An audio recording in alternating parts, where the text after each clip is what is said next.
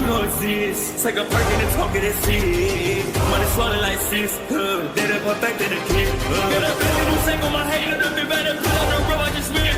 I know we got $1 million. The devil that shit ain't not cheaper again.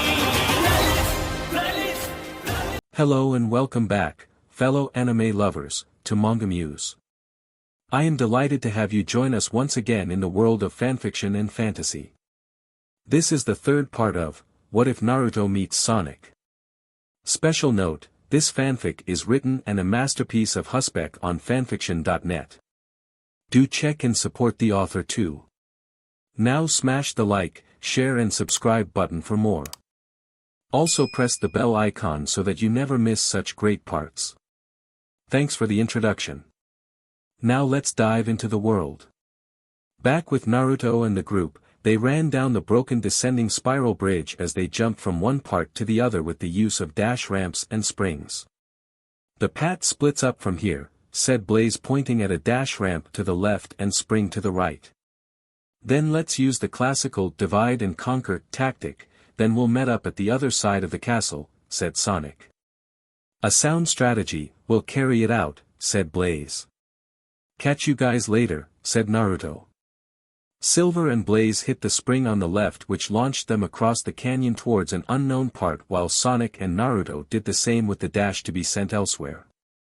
They landed in a circular platform where a group of egg gunners being led by a yellow one accepted is equipped with missile launchers on each arm. The robot took aim at Naruto and fired a pair of missiles at him. The blonde darted to the side as the projectiles flew past before dashing towards his target with fists clenched.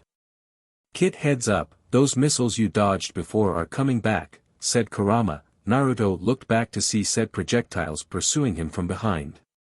In that case, I can use it against to my advantage, thought Naruto with a smirk, as he closed in on the egg buster who swung an arm at him. He ducked low and slid between its legs, then leapt onto its back as the missiles collided into it and exploded.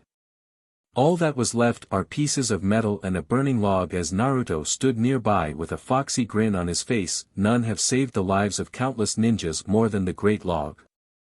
Meanwhile, Sonic curled up into a spiny ball and started spinning rapidly while standing in place. Then he blasted forward at one of the egg gunners and slammed strong enough to knock it off the platform before bouncing off to hit another like a pinball.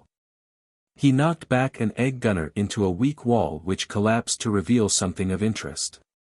It is a vertical column that possesses an eagle statue on the top and a long horizontal bar with a green glowing orb collar to it. I wonder what it does, said Sonic muttered. For some strange reason he had an inkling to hit the green orb, which he did with a kick. The green orb rotated and a white jet stream shot out of it and weaved around the tall pillars ahead of him. That's pretty cool. Hey Naruto, we can use these jet streams as grind rails to get across. Gotcha. Naruto jumped onto the jet stream after Sonic, who was already ahead him. They grinded around the pillars, then Sonic immediately into the air to pass through a rainbow ring which sent him somersaulting high into the air before landing on another platform which Naruto landed on next to him after jumping off the jet stream. Ahead of them were tall thin pillars and there were vines intertwining each other to form a makeshift rope which is attached between the columns like a tightrope. Getting an idea, Sonic dashed forward and jumped in the middle of the tightrope which sagged from the weight before bouncing off high into the air and landing on a ledge that was formerly too high to reach. Naruto followed suit and they continued on the move and hit a wide spring, sending them higher. A squad of egg flyers appeared to attack, but Sonic used his homing attack and Naruto used the Hiroshin to take them out as well as get across to land on a stone bridge before running along it to get to the other side. The speeding duo stopped before a cliff wall where a group of egg bombs climbed on it. The crab-like robots detected their presence and threw bombs at them, and Sonic and Naruto avoided the explosive devices and charged forward. Naruto took out a normal kunai and latched onto the cliff wall with chakra on his feet. Swift release, bladed shadow dance. He sped up, leaving behind afterimages as he weaved in and out of the mesh while slashing with his kunai before reaching the top. Sonic also used the egg bombers as stepping stones to climb up the cliff as well. They stepped on a dash panel which boosted them to run vertically along a wall and arrived at the end of another where another one of those wind switches. Naruto hit the green orb with a kick to send it spinning for it to shot out another jet stream as it flew around, leaving behind a trail for them to grind on. Naruto and Sonic hopped onto the stream and slid along it. The trail rose and fell in height as they grinded along before hopping off to land on a large circular platform where another large eagle perched on a branch and staring at them with interest. "I don't think that the big guy can carry two of us, so what do we do?" asked Sonic. "Don't worry about it, Sonic, I got it covered, transform." Naruto performed a single hand sign before being covered in a puff of smoke which cleared away to reveal a Hiraishin kunai laying on the ground. Sonic was stunned at the sight. "Whoa Naruto, is that you?" "Yeah, now pick me up and let's get going," Naruto's voice echoed out from the object. "Okay." Sonic picked up the kunai and waved at the eagle, who flew off its perch and hovered before him as he grabbed onto its talons with a free hand. Then the eagle ascended towards the sky and over the tall wall into the castle grounds. Elsewhere, Silver and Blaze had already found their way into the ancient castle and were currently running along a stone bridge. "Darn it. I should have realized Eggman's scheme instead of going after Sonic, who wasn't the Iblis trigger," said Silver. "Now's not the time to berate yourself, Silver, we need to hurry and save the princess," said Blaze, running alongside him. "You're right." They reached the end of the bridge to a circular platform. They met an egg guardian with two egg gunners behind it. The egg guardian aimed both arms, which had large spheres attached, and launched them at the duo. "I don't think so." Silver held his hand out as his body was covered in cyan aura to signal the use of his psychokinesis. The spheres were surrounded with the cyan aura and froze in midair. Then he moved his hand forward to send them flying over the giant robot and hitting the egg gunners, which resulted in them being destroyed. Blaze dashed at the now armless egg guardian and leapt into the air, fire claw. Then she launched herself forward with a small burst of flames while spinning horizontally with her right claw forward like a flaming drill, Blaze into the robot to knock it off balance as it crashed onto the floor before descending with a fiery kick to destroy the power core. They turned left through a short bridge towards a tower, but there was no stairs for them to climb to the top. Silver looked over the edge to see the broken stairs sticking out of the lake. He quickly used his psychokinesis to levitate them back up and reattach them to their original place before he and Blaze climbed up to the top. There were metal bars blocking the entrance, though Silver easily bent them apart enough to pass through. Inside were a group of egg gunners and busters along with an egg walker. Silver used the nearby metal containers and wooden crates to knock the walkers' legs off balance, then levitated it to bludgeon some of the smaller, while Blaze used the spinning claw to take down the rest. A large gate opened up nearby to reveal two large metal pendulums in parallel. Silver looked ahead to see a tower that appears to be weak. "I can use that last pendulum to knock down the top of that tower." Silver along with Blaze jumped off to land on top of the first pendulum and slammed a palm to make it swing back and forth before jumping to the next one. He repeated the previous action, and this time the pendulum smashed into the tower, which knocked the top half over before they jumped off to land on the bottom half. Silver went left as he jumped into the air and used psychokinesis to levitate himself over to a broken staircase with using an axial tornado to clear. Below them were egg bombers who were holding bombs at the ready to attack. Silver cut off his levitation before diving towards them with psychokinetic energy in hand. Psycho shock. He landed in the middle of the group and his hand on the ground, which released a shockwave which upon hitting the robots caused them to and not react. Silver grabbed them and was about to throw them off the platform when Blaze called out to him. "Silver, wait, you can use them to destroy the next tower," said Blaze. "Okay, Blaze." Silver focused on the targeted tower and gathered all the captured mechs in one place. Hold smash. Then he flung them all at the same time with enough force to also knock the top half of the tower. Silver and Blaze moved over to the next, and ahead of them was stone bridge, and on it were a pair of egg busters with another egg walker. The three robots took aim and fired a salvo of missiles at the duo. Silver brought a hand back as he charged the psychic energies in his body and waited for the missiles to draw close. Psycho smash. He swung his arm to unleash a strong shockwave on the missiles to sending them back to destroy both the robots and the bridge. They then hit a spring which launched them into a few others to get across the waterline before landing on a circular platform where a giant eagle perched on a branch. "I'll use my psychokinesis to carry you while I ride with the eagle," said Silver. "Okay, Silver," said Blaze. Silver grabbed on to the talons of the eagle, then used his psychic power to lift Blaze as they flew into the air to wherever the bird is taking them. At the other side of Kingdom Valley lies a castle that is built into the wall with a large metal gate designed with the crest of Solaris and surrounded by water but separated by a platform. It was there that two eagles both carrying passengers descended towards and dropped them off before flying away. "So you made it here too," said Silver. "Yeah, had to take a few detours before getting a ride from the eagle," said Sonic. "But where's Naruto? I thought he was with you." "He's right here." Sonic held out the Hiroshin kunai for them to see as Blaze immediately recognized it. "Did Naruto give to you so that he could teleport over to it?" asked Blaze. "Not exactly," said Sonic before tossing the kunai into the air before being covered in a puff of smoke which cleared away to reveal Naruto landing on the group. "I had to make some room for the flight," said Naruto with a foxy grin, making a small smile appear on Blaze's face momentarily before it disappeared. "Once we pass through here, we should be able to get to the princess," said Silver, receiving nods of affirmation from the others.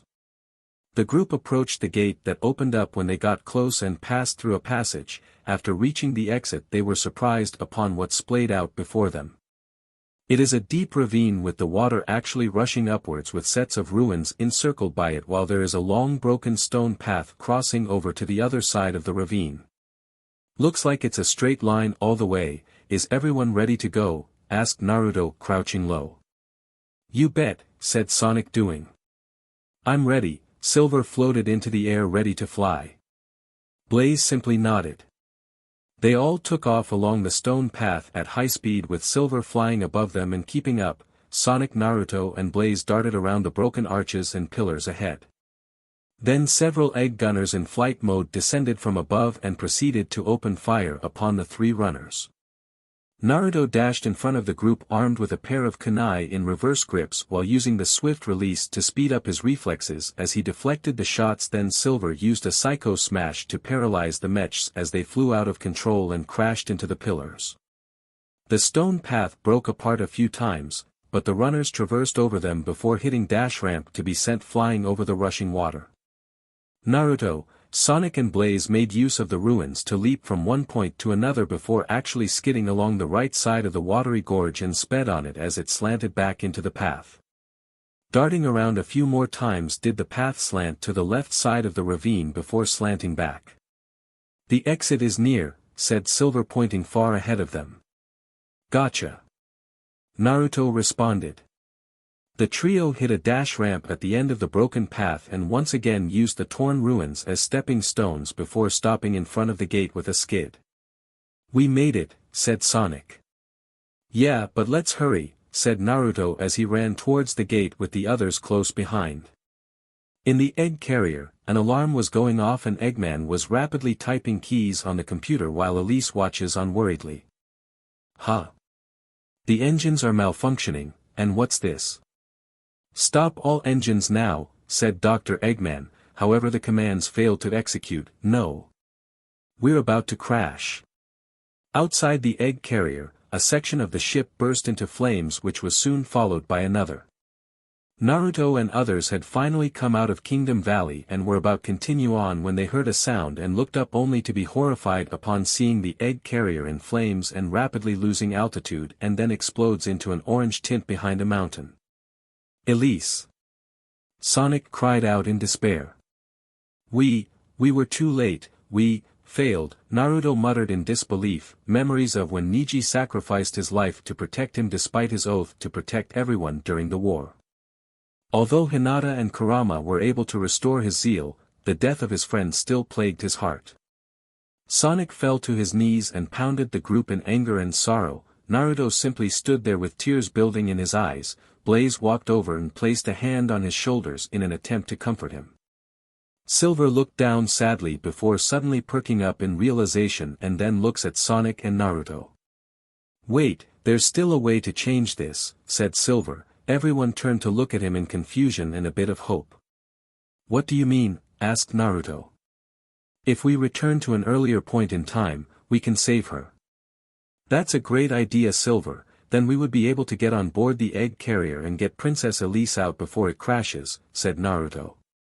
Sonic got to his feet with a look of understanding and hope. "I understand." He brought out the cyan Chaos Emerald and Silver brought out his white Chaos Emerald, then they approached each other while Naruto and Blaze are watching. They crossed their Chaos Emeralds together and raised them to the air before calling out simultaneously, "Chaos Control." Then a blue swirling portal appeared in midair. "Naruto, I need you to listen to what I'm about to say," Kurama, who had been silent for a while, suddenly spoke out. "What? Is it Kurama?" thought Naruto. "I want you to follow Silver and Blaze back to the future." "What? Why should I do that when I should be helping Sonic save the princess?" asked Naruto, who was surprised by Kurama's suggestion. "I can tell that those two intend to fight Iblis and seem to have a way to defeat it, a method which we could learn about and use should the flames ever be released. But still. Don't worry about the princess, Sonic should be able to rescue her this time for sure." "Okay, Kurama, we'll go with your plan." Naruto let out a sign before turning his attention to see Sonic hand over the cyan Chaos Emerald over to Silver. "Okay, Naruto, let's get going," said Sonic. "Actually, Sonic, we might need to split up again. I'll be going with Silver and Blaze to the future," said Naruto, much to the surprise of the others. "What? But why?" asked Sonic confusedly. "Just a feeling that they'll need my help. I have faith that you'll save the princess." "Okay, Naruto, but be sure to come back in one piece." "I definitely will, and that's a promise," said Naruto with a smirk. Sonic smirked back before jumping into the portal, then Naruto turned to Silver and Blaze. "Are you sure about this, Naruto? Wouldn't it be better for you to follow Sonic?" asked Silver. "Of course, I have faith in Sonic to come through with it, which leaves me to helping you guys fight against Iblis," said Naruto. "Okay then, let's go back to the future."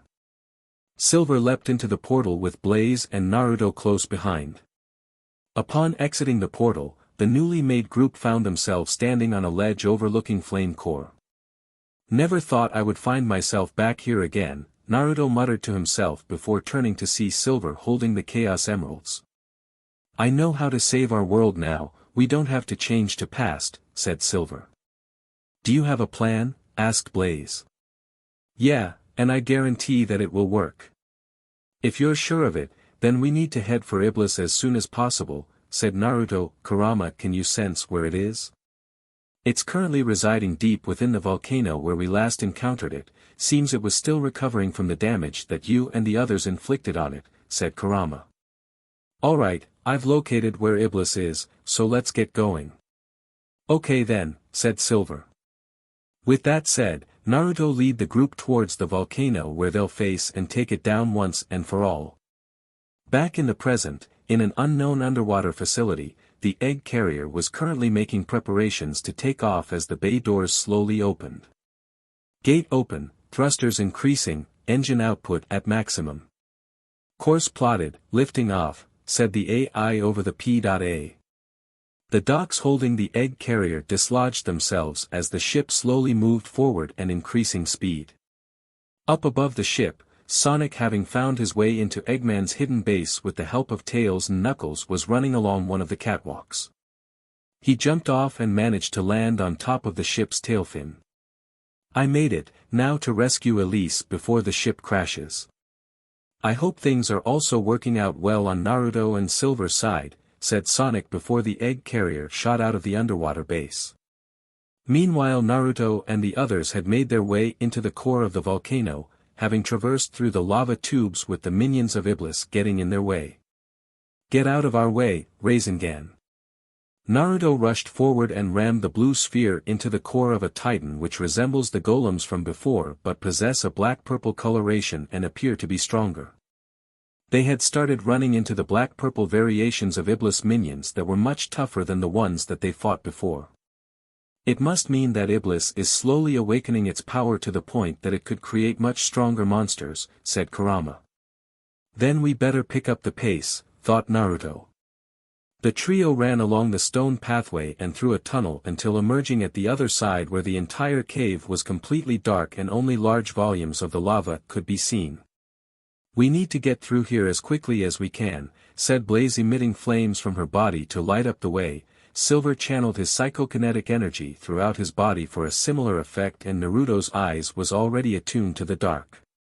The trio moved forward to the edge of the path before them. Silver slammed a palm on the ground, causing a circular platform that was floating in the lava to move towards them with his psychokinesis. They all jumped onto the platform with Silver controlling it to float over to another part of the cavern before jumping off. Keep on the move. Suddenly a pair of Iblis worms and a few Iblis takers burst out from the ground before charging at them. Naruto stood at the ready as one of the Iblis worms lunged at him with its jaws wide open. At the last second he sidestepped to evade the attack and responded with a flip kick to knock its head into the air. Then he threw a Hiroshin kunai upwards and disappeared in a flash. He reappeared to catch the kunai in midair with a Rasengan in hand, which he rammed into the worm's head, sending them both plummeting to the ground and forming a crater. Psycho Smash. He swung his arm to unleash a strong shockwave on the other Iblis worm to paralyze it before using psychokinesis to wrench it out of the ground and flung it into the lava below them. Blaze engaged the Iblis takers as she leapt into the air, Fire Claw. Then she launched herself at one of the flying enemies and took it down with a backflip before lunging at her next target, then wrapped it up with an Axle Tornado to take the remainder out.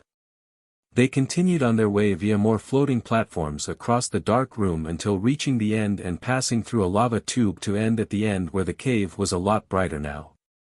In the middle of a much larger room, the group saw a gigantic sphere made out of lava hovering in the air while emanating flames around its form. What is that ball of flame? Is that the power of Iblis? Asked Silver. Seems like it. I can sense the energy signature of it within, said Blaze. All we know is that it's got to go, said Naruto. The trio ran down the slope and leapt over the lava onto a platform with a large boulder nearby. It was at that moment when the sphere unleashed a wave of flames outwardly around it. By instinct, they ran behind the boulder for cover as the wave passed over them. They waited for a bit longer, then the lava sphere released another wave after a few moments. It seems like the attacks come in regular intervals, Silver spoke up. Then we could use the time delay to get close enough to destroy it, said Naruto. They ran out and jumped onto another platform and went to hide behind another before waiting for the next wave to be released, and sure enough it happened. Silver saw that there weren't any more platform and used his psychokinesis to summon stone pillars below them to serve as footholds. The group crossed to yet another platform and repeated the process until getting close enough to the lava sphere to make a move. Naruto spoke up for them to hear. Silver, I'll need you to use psychokinesis to throw me high into the air right above the lava ball so that I can use the Rasengan to destroy it. Got it. Silver held out a palm towards Naruto as he was engulfed in the cyan aura and lifted into the air before being thrown high up until reaching the cavern ceiling, which he latched onto with his chakra-coated feet. Shadow Clone Jutsu, a copy of himself, appeared next to him. Ready for action, time to crack this hot egg.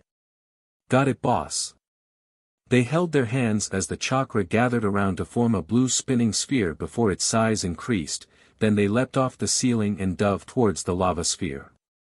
Giant Ball Rasengan. Once the large blue spinning sphere made contact, it grinded through it and completely blew away the entire lava sphere, causing all of the lava around them to instantly cool down to the point of forming a platform and revealing a tunnel before them.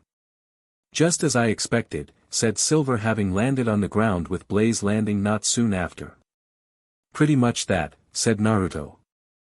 Now all we have to do is take Iblis down. Then let's get a move on.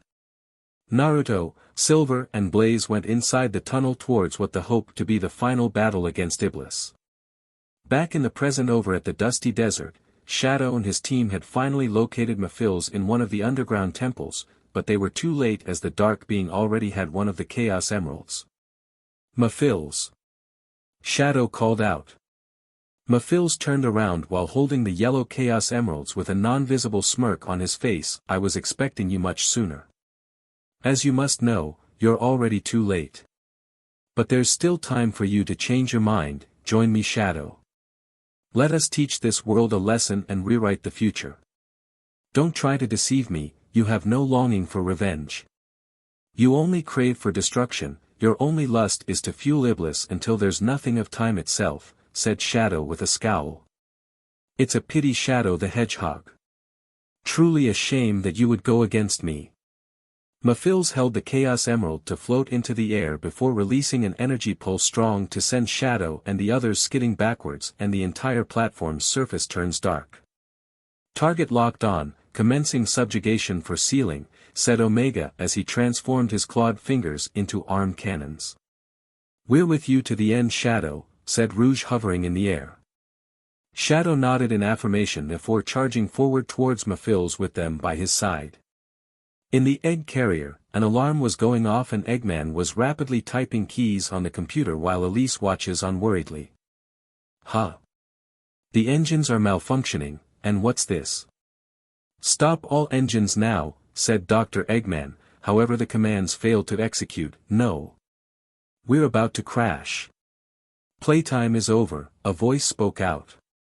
Everyone turned to the voice and saw that it was none other than Sonic the Hedgehog. Sonic.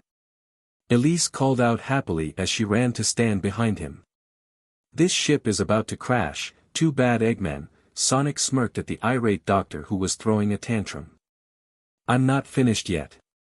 You keep getting in my way you pesky little hedgehog so I'll take you out myself, summon the egg wyvern, said Eggman angrily. Right back at ya. I'll finish things here. Sonic stood protectively in front of Elise ready for an incoming fight. In the future, Naruto and the group had exited from the tunnel which led out of the cave and stood on a large platform overlooking a sea of lava. Suddenly a large pillar of flame shot out before them and faded away to reveal Iblis who was in a much more humanoid form and appearing way bigger than its previous form. Come on Iblis. This time I'll finally stop you. Silver declared. That's right. Time for the final round. Naruto as he flared his chakra. Iblis slowly approached where the group are as hardened ball of lava emerged from the magma ocean and swirled around it. The burning entity raised both hands in the air to launch them towards its targets. Silver stepped forward with his palms held outward as several lava balls were caught with his psychokinetic powers, however there were some which weren't caught and continued to crash into the platform. Nico come on. We need to deflect the other lava ball that Silver couldn't catch, said Naruto. Okay Naruto, said Blaze. The duo quickly positioned themselves on either of Silver and swung into action. Blaze used her fire claw and axle tornado to knock the stray lava ball back into the magma while Naruto busted out a new jutsu for the job. Swift release, shadow rush. He began moving around and kicking away the incoming lava ball from his side at speeds enough to leave afterimages behind. Silver gathered all of the lava ball in one place, hold smash, then he flung them all at the same time at Iblis, all making their mark and causing the entity to roar in agony before walking towards them once more. It stopped midway and put its hands together while interlinking its fingers almost as if performing a hand sign, then waves of fire shot out towards them as the targets. Guys move out of the way of the flames, said Naruto urgently before they took evasive action to avoid the flames however that gave Iblis the opportunity to move close enough to be right in front of them. The flaming giant raised both arms into the air before bringing it down on the platform and shattering the edges, making it smaller. He's trying to destroy the foothold, we shouldn't let it get to us, said Blaze.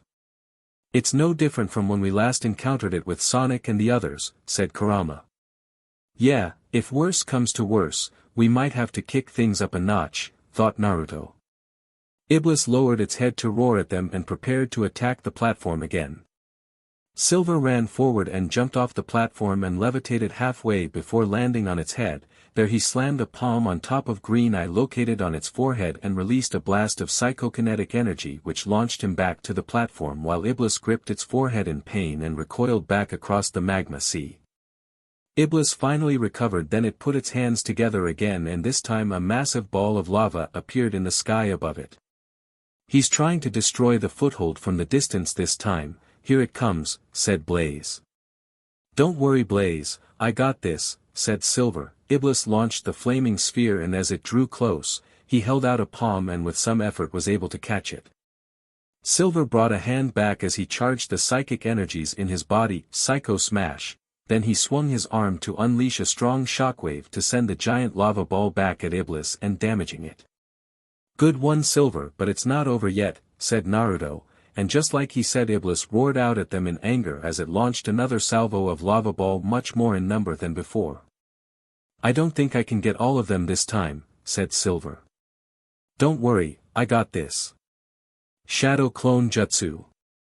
Naruto crossed his middle and index fingers together before there was a puff of smoke which faded away to reveal a large group of clones behind him. Let's get to it guys. Okay, said the clones simultaneously. They all leapt towards the incoming flaming projectiles each with a Rasengan in hand which they used to destroy the lava ball before disappearing in a puff of smoke afterwards while Silver captured a few more and sent them back at Iblis. Iblis concentrated once more to create another large lava sphere which is twice the size of the first one, and Naruto knew that Silver won't be able to catch this one. Kurama, it's go time, thought Naruto as he raised a palm above his head before bringing it down on the seal on his stomach and twisted. You got it Kit. Kurama released his chakra throughout Naruto's chakra system. Naruto took on an immediate transformation as his body is coated in yellow chakra with his clothes undergoing the same thing and emanating like that of flickering flames. 2 front spikes of his hair pointed upwards to resemble horns, 6 black magatama markings around the collar of his jacket with a prominent swirl design over the stomach, and various other archaic lines extending along his body. This was Naruto's chakra mode. Silver and Blaze were stunned upon seeing Naruto's sudden transformation. What kind of power is this? So much is pouring out of him, thought Silver. This power, it feels so warm like the sun. Just what are you Naruto, thought Blaze. Here goes. Naruto took off at high speed as he jumped off the platform and was flying straight towards the massive incoming lava ball. Then he performed a hand sign as an arm made out of yellow chakra shot out of his back which waved in an arc and formed multiple giant ball Rasengan above his head before multiple chakra arms appeared to hold the spheres, Rasen Rampage, and move them towards the target. The spinning spheres rammed in from different angles and completely destroyed the lava ball. Iblis swung an arm at Naruto in an attempt to swat him away, but the blonde sped away in a yellow streak and positioned at its left and slugged it across its face. Naruto turned to call out to the others, Silver come on. On my way. Silver levitated himself into the air and flew on towards the battle. Naruto created a shadow clone to go and carry Blaze with a chakra claw. Iblis lashed out with a punch to which Naruto moved a hand forward for a large hand made out of chakra which caught the punch. Silver used his psychokinetic power to levitate a large rock pillar nearby and swung it to hit it in the torso. Fire Claw. Blaze leapt off the clone's claw launching herself forward with a small burst of flames while spinning horizontally with her right claw forward like a flaming drill before slamming into the middle green eye on Iblis' forehead making it roar in agony before backflipping into the air and landing back on the clone's chakra arm. It only gets worse from here Iblis. Aerial-tailed beast flash bullet. Naruto shifted into high gear as he moved around Iblis leaving behind a long trail of yellow as he launched a high gear all the while unleashing a combo of punches and kicks before finally backing away, and now for the finisher. He raised a hand above it and a pair of chakra arms appeared from his back and proceeded to create a Rasengan with 4 large white points resembling throwing stars swirling around the core and was giving off a loud screeching noise, wind style, Rasen Shuriken. He threw the elemental spiraling sphere across the magma sea before colliding with Iblis and detonating to unleash a vortex of wind which completely engulfed the flaming entity with Naruto and the others retreating to the platform and waiting for the winds to die down while the Naruto deactivated the chakra mode. Everyone watched as a flame pillar rose up with nits of magma falling around and a defeated Iblis becomes a ball of flame. So that's his weakened state, thought Naruto. So what is that hedgehog going to do now, said Kurama. Silver stepped forward while holding out the white and cyan Chaos Emeralds, lend me your power. eternal sun. The living flame that has been entrusted to the royal family. Fall into slumber with my soul, Iblis. You cursed flames of disaster. Naruto's eyes widened upon hearing what he said. Does he plan to seal Iblis within himself? It certainly seems so, just like how the princess was the container of the flames of disaster, he intends to do the same, said Kurama grimly. Naruto and Kurama watched the Chaos Emeralds glow up, then the flames are absorbed into both at once, which tried to inject them into him as beams of light. However, they noticed that Silver began to grunt in pain. Silver, what's happening? Said Naruto urgently. It's Iblis, it's refusing to accept me as its vessel, Silver grunted out. This is bad, at this rate Ibis will escape to recover, said Kurama. Blaze walked forward and placed a hand on Silver's shoulder to get his attention. Blaze, what is it? Asked Silver. I'll be the one to take Iblis. What? Nico, what are you saying? Said Naruto. My soul is already alit with flames, I will be accepted. Blaze takes the emeralds from Silver and uses their powers, and the Iblis was instantly absorbed into her at once with the flames swirling around her as her chst glows up in light. Nico, you can't contain the flames for much longer, said Naruto worriedly. I know, which is why, I want Silver to use chaos control to stop time, and seal us into a different dimension, said Blaze, making them look at her in shock. Silver immediately refused. No. I can't do that to you. Didn't we already go through this? We agreed to save the world at any price. But it's not worth sacrificing a friend. Please Nico, there has to be some other way. Naruto looked at her pleadingly. You know deep inside that there is no other way. Naruto gritted his teeth in frustration knowing that she was right. The flames refused Silver as the vessel and he is already a Jinchuriki, so he can't do the sealing. Silver attempted to use chaos control but kept hesitating. I can't. I wouldn't know what to do without you. You fought alongside us to save the world, you're my friend, right? Said Silver with sadness. You're still so naive, but that's what I like about you, said Blaze with a smile. Chaos control. A dark shield appeared around her, and she drops both emeralds as she and Iblis fade into the void. Naruto and Silver chased after her but stops as she floats upwards and waves goodbye. Good luck Silver, and I'm glad to have met you Naruto. Blaze floats up to the clouds and into light with its rays piercing through the dark clouds, quenching the lava and flames altogether. Naruto and Silver look up to the now clear sky at where Blaze had been. Naruto looked away with his shoulders shaking as he struggled to keep the tears at bay, with Silver feeling the same way. In the end we still lost a friend despite everything, thought Naruto. Kit. Kurama could only extend his chakra out to Naruto as a form of comfort. It just hurts Kurama, I could have done more and yet I knew that there weren't any other way. I know, but remember what Itachi said to you before. Don't always place everything on your shoulders or you might lose your sense of self from the burden. Yeah, I remember, I should return to the present and meet up with Sonic. Naruto approached Silver to talk to him. Silver, I'll be returning to the present.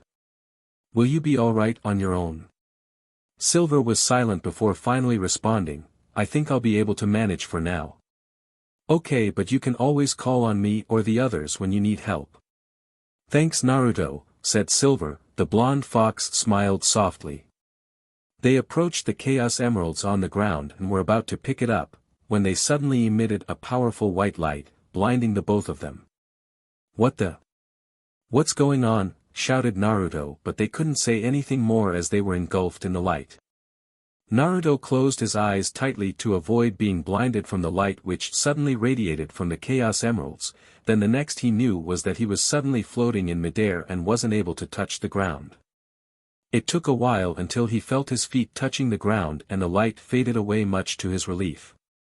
I guess I can finally open my eyes now. Naruto did just that, and his eyes widened in shock at what he was looking at. What the hell, where is this place? He recognized the place where he is standing to be the altar where Princess Elise stood at during the Solana Sun Festival, but around him was nothing but darkness as far as the eye can see, and above was some sort of void made of white light. Naruto. He turned to see Silver standing next to him. Silver, I guess you got dragged here too. What happened to the Chaos Emeralds? Asked Naruto. The Chaos Emeralds have disappeared. It must have been during that flash of light before we ended up here, said Silver. Silver, the duo turned to see Tails, Knuckles and a pink female hedgehog approaching them. Amy? What you doing here? This is all so confusing, said Silver. You and me both, said Naruto in agreement. It is all because of Solaris. This time it was Rouge, Shadow and Omega who were walking up to them. Dr. Eggman was the next to show up. It seems we were all caught by the spatial distortion. Iblis' seal has been broken. Naruto's eyes widened in shock. What? But how? It was all due to Mafil's manipulation. The group turned to see Elise cradling Sonic nearby. Naruto realized that something was wrong as he quickly moved towards them and held Sonic's wrist to check his pulse, only for his BLD to run cold at his discovery. No, not another one, Naruto muttered brokenly. Kit, Kurama looked away sadly. Why does fate continue to torment him?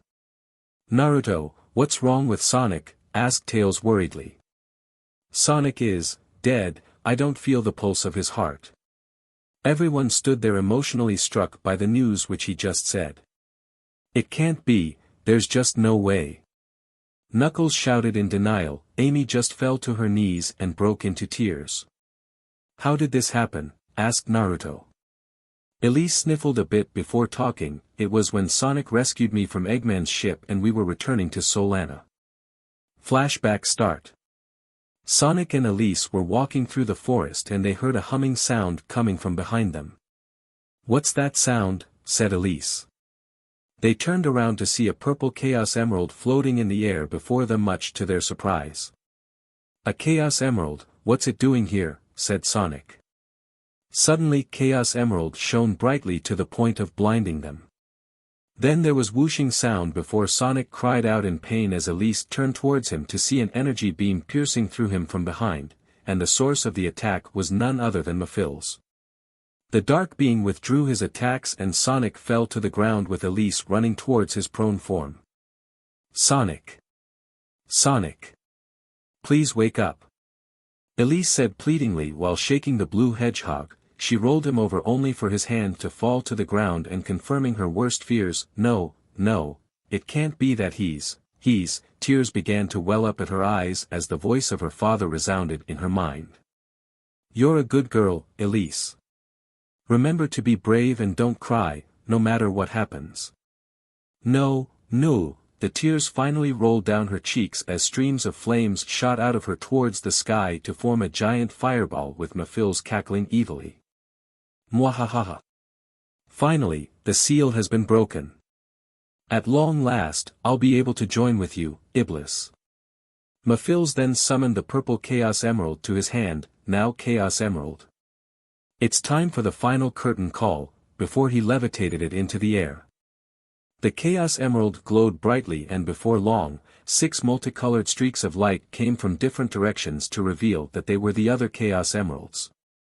Mafil's flew into with the Chaos Emeralds surrounding him and supplying power as Iblis flames engulfed him, and a bright light exploded from within before revealing a silhouette of giant half-humanoid figure with a sun-like appendage on its back and slivery rock-like armor on its arms and torso as the light enveloped everything in its path. Flashback end. And that's what happened, said Elise looking at Sonic sadly. Damn it. Naruto punched the ground strong enough to leave spider web cracks on it. Mafil's played us all for fools. His plan all along was to cause the princess to be consumed with despair that she'd cry, which would then release Iblis from the seal, said Eggman. So that's why he wanted me to kill Sonic before. He almost had me destroy my own future. Silver looked down with guilt and frustration. Which also explains why he attempted to deceive me in his ambition to reunite with Iblis, as well as revenge for me sealing him away in the past, said Shadow. And the BSTRD planned it in such a way none of us would be there to save Sonic, said Naruto angrily. Suddenly they heard a loud roar coming from above them as they looked up at the white void. It's Solaris, said Silver. This creature will consume all existing timelines. And time itself will collapse and disappear into nothingness, said Eggman. The instability of time caused this time-space rift, said Shadow. It won't remain for much longer. Then we have no time to waste, we've got to defeat it now, said Knuckles. No, it is a transcendent life form that exists in the past, present and future. Defeating it here now would nothing, said Eggman. Yes it would, Solaris had just reawakened. Defeating it while it's in the process of recovering its power will certainly be to our advantage, said Naruto. Silver spoke up next. He's right, if you say that it exists in the past, present and future. Then we'll have to destroy them all at once. Certainly, it might have been possible, said Shadow before looking at Sonic, if he was still alive. Everyone looked at the ground in sadness upon hearing those words. Then a blue wind blew by which Elise felt as she looked around in surprise, and it appears that Naruto felt it too since his eyes widened in shock. Silver noticed that they're acting strangely. What's the matter? I feel Sonic's presence in the wind. I don't think he's really dead yet, said Elise, making everyone including Amy look at her in surprise. Are you sure? Asked Amy with a bit of hope in her eyes. She's right, I can feel his presence too, I recognize it from when we first met, said Naruto. Apparently by achieving the Rikudo Sennin mode, you've become spiritually aware, said Kurama. Sounds pretty useful, said Naruto. Of course, let's call him back with the power of the Chaos Emeralds, said Silver. I get it, with the Chaos Emeralds, we should be able to revive him from death, said Naruto. Silver walked up to Elise. Focus your thoughts on using its power to perform this miracle, you can do it, princess. I can? Asked Elise confusedly. You were the vessel that was used to seal Iblis. You should be able to use its power to rescue Sonic's soul. Elise nodded with eyes full of determination. I'll do it. Eggman activated the radar on his glasses before speaking up. Solaris flung the Chaos Emeralds to the distant corners of this distorted world. To collect them all in time, we'll have to split up, said Tails. Then let's get to it. Knuckles punched his fists together. Sounds like a treasure hunt to me, said Rouge. Commencing Chaos Emerald retrieval, said Omega. I'll go too. Because it's for Sonic. So Elise, watch over him, said Amy. Then I'll be waiting here for you guys to come back with the Chaos Emeralds, said Naruto, taking a glance at his gloved right hand. Then Shadow, Tails, Knuckles, Amy, Silver, Rouge, and Omega left in separate directions, leaving Naruto, Eggman, Elise and Sonic behind. Naruto sat cross-legged before his consciousness dove into his mindscape where he saw Kurama in his normal size sitting on the edge of a cliff overlooking the landscape which his host had created. Naruto jumped high into the air and landed on top of Kurama's head before sitting down on it. So Kurama, what do you think of all this? Asked Naruto. All I can say is that this will be one of your biggest fights yet. You've gone up against high-ranked ninjas, faced down demons, saved countries, fought my fellow Bijus and me, and even went up against resurrected legendary shinobi. So you can mark this one as another milestone of your life, said Kurama. When you say it like that, I doubt any kids I would have would believe me. Then it's a good thing that you got me to prove the stories since I've been watching you. True that, so are you ready to go wild with me again, Kurama? Asked Naruto with a smirk. Kurama responded with a fanged grin, of course partner. Meanwhile, the others sought out the Chaos Emeralds in areas which they discovered to have been dragged into the distorted dimension from Solaris awakening. Along the way, dark-colored floating orbs with sparkling vortex effects would suddenly appear from out of nowhere with varying effects. The dark blue orbs have a vacuum effect which pulls everything in within its radius, and the dark red orbs which are the opposite and spit out random objects. However, they discovered a certain ornate statue of a regal bird on top of a mysterious orb, when activated could banish the vortex orbs and stabilize the time-space rifts for only a few seconds before they came back. Tails ventured through the burning streets of Crisis City as he battled against the monsters with his dummy rings. He used his tails to fly up to the rooftops and evaded the vortex that popped up to SCK him in. He ran up to the balcony of a toppled skyscraper. From there he jumped off and spun his tails as he flew over an abyss to land on another skyscraper where he found a red Chaos Emerald. Omega was at the interior of the flame core, leaping onto the rock platforms which floating on the currents of the pool of boiling hot lava to get across and bounced off in wide spring to ascend towards a clearing where Iblis worms and titans appeared to confront him. Omega fought then back with his Omega launcher and finished them off with an Omega shot as a door in the side of the mountain opened for him to pass through. Omega ran inside and leapt over a gap before activating the thrusters on his back to glide across to the other side, then he exited the cave into another pool of molten magma.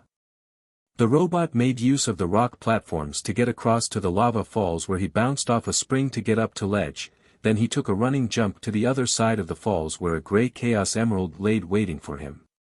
Knuckles was searching for the Chaos Emeralds in the ancient ruins within Tropical Jungle. He climbed up the nearby pillar with the spikes on his knuckles to the top where he jumped off and used his dreadlock-like spines to catch the wind under them. He landed on a pier where a couple of Iblis biters ran at him to attack. Knuckles reared his fists back before unleashing a barrage of punches as he knocked them into the nearby blue vortexes before continuing on his way. He looked around until he spotted a turquoise Chaos Emerald on a small earthen mound at the edge of the ruins, then he quickly made his way over and grabbed it. Silver is currently seen standing on a raised platform amongst the sandy ruins of Dusty Desert.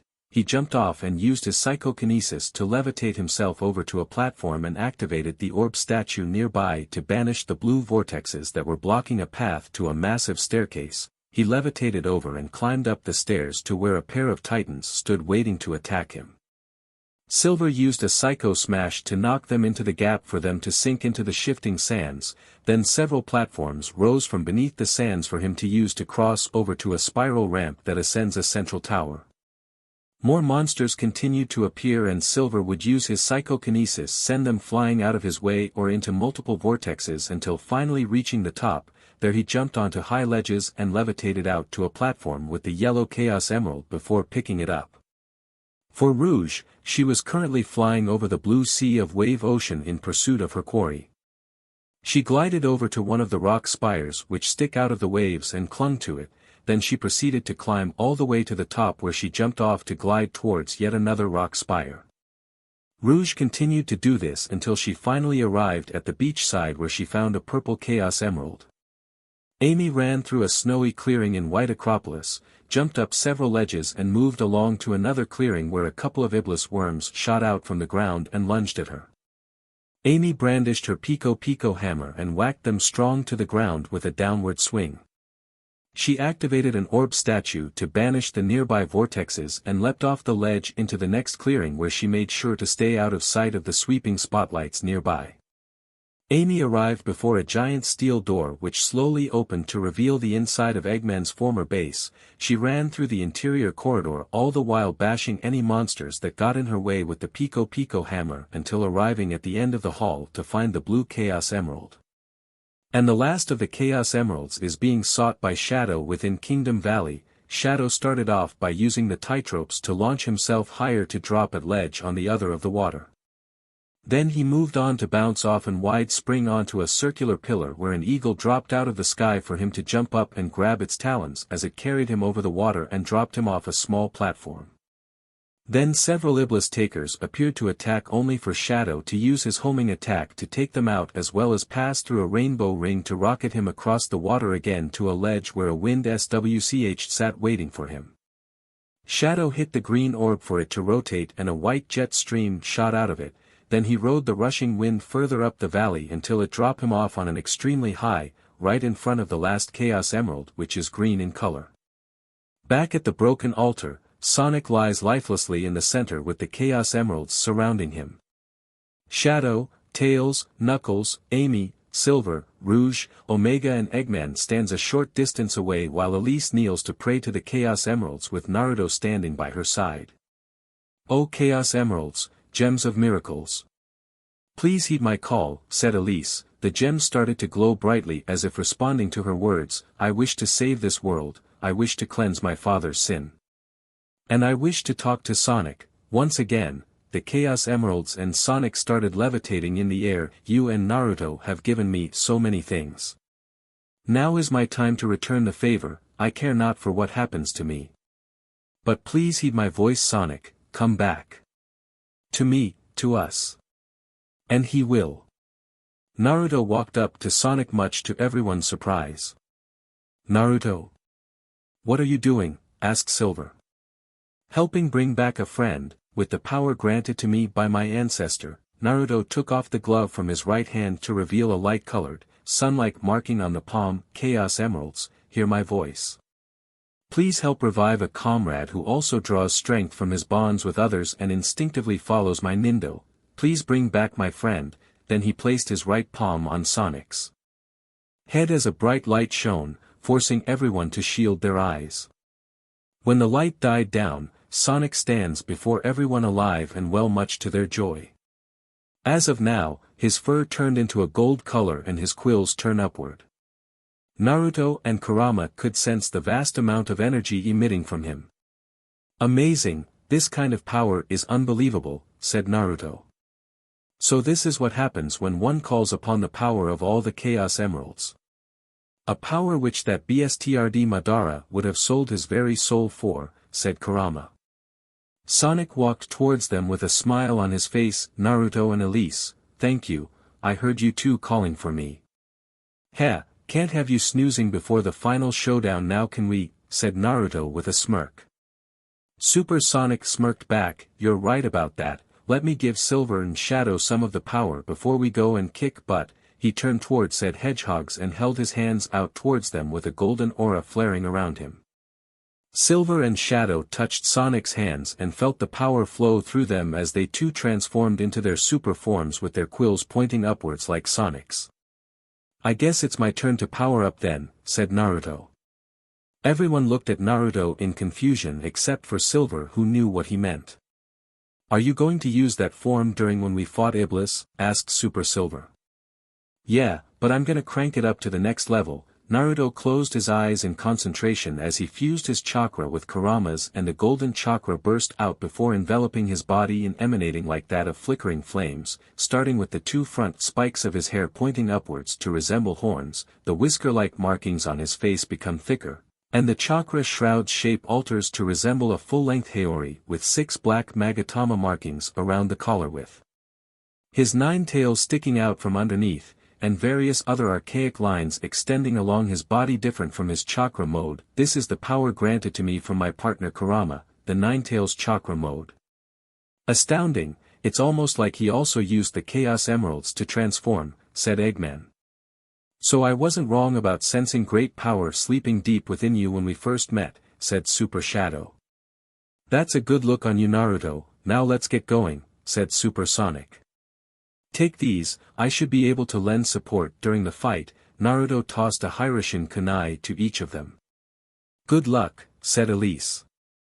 The four nodded in affirmation before flying up towards the white void to combat Solaris. The heroes had arrived at the center of the void as Shadow traveled to the past, Silver to the future, and Sonic with Naruto remaining in the future timelines. They heard a roar and turned to see Solaris hovering before them ready to fight. That body of light is the sign of a superdimensional life form. Standard attacks won't work on him. "He eats dimensions for lunch," said Eggman through a mind link shared by the others. "So we need to hit him strong with everything we got." "Any weak points?" asked Naruto. "There should be something that's anchoring him in this dimension. That's probably the light shells that can be seen on his body. If all of those are destroyed, then he can be defeated. In that case, I'll start things off with a strong hitter." Naruto immediately dashed forward at high speed. Solaris summoned the red orbs to launch purple spiked meteors at the approaching. Naruto darted left to right in a form of a yellow flash before stretching his right arm with a chakra arm popping from his back to help form a large Rasengan with 3 smaller Rasengan orbiting around. Planetary Rasengan. He thrusts the technique forward, however Solaris crossed his arms together and he came in contact with an invisible force field which knocked him back. Darn it, he has some sort of shield up. Then we need to hit him from a distance, so I'll take care of this, said Super Silver, flaring his power to catch Solaris' attention as he turned to face him.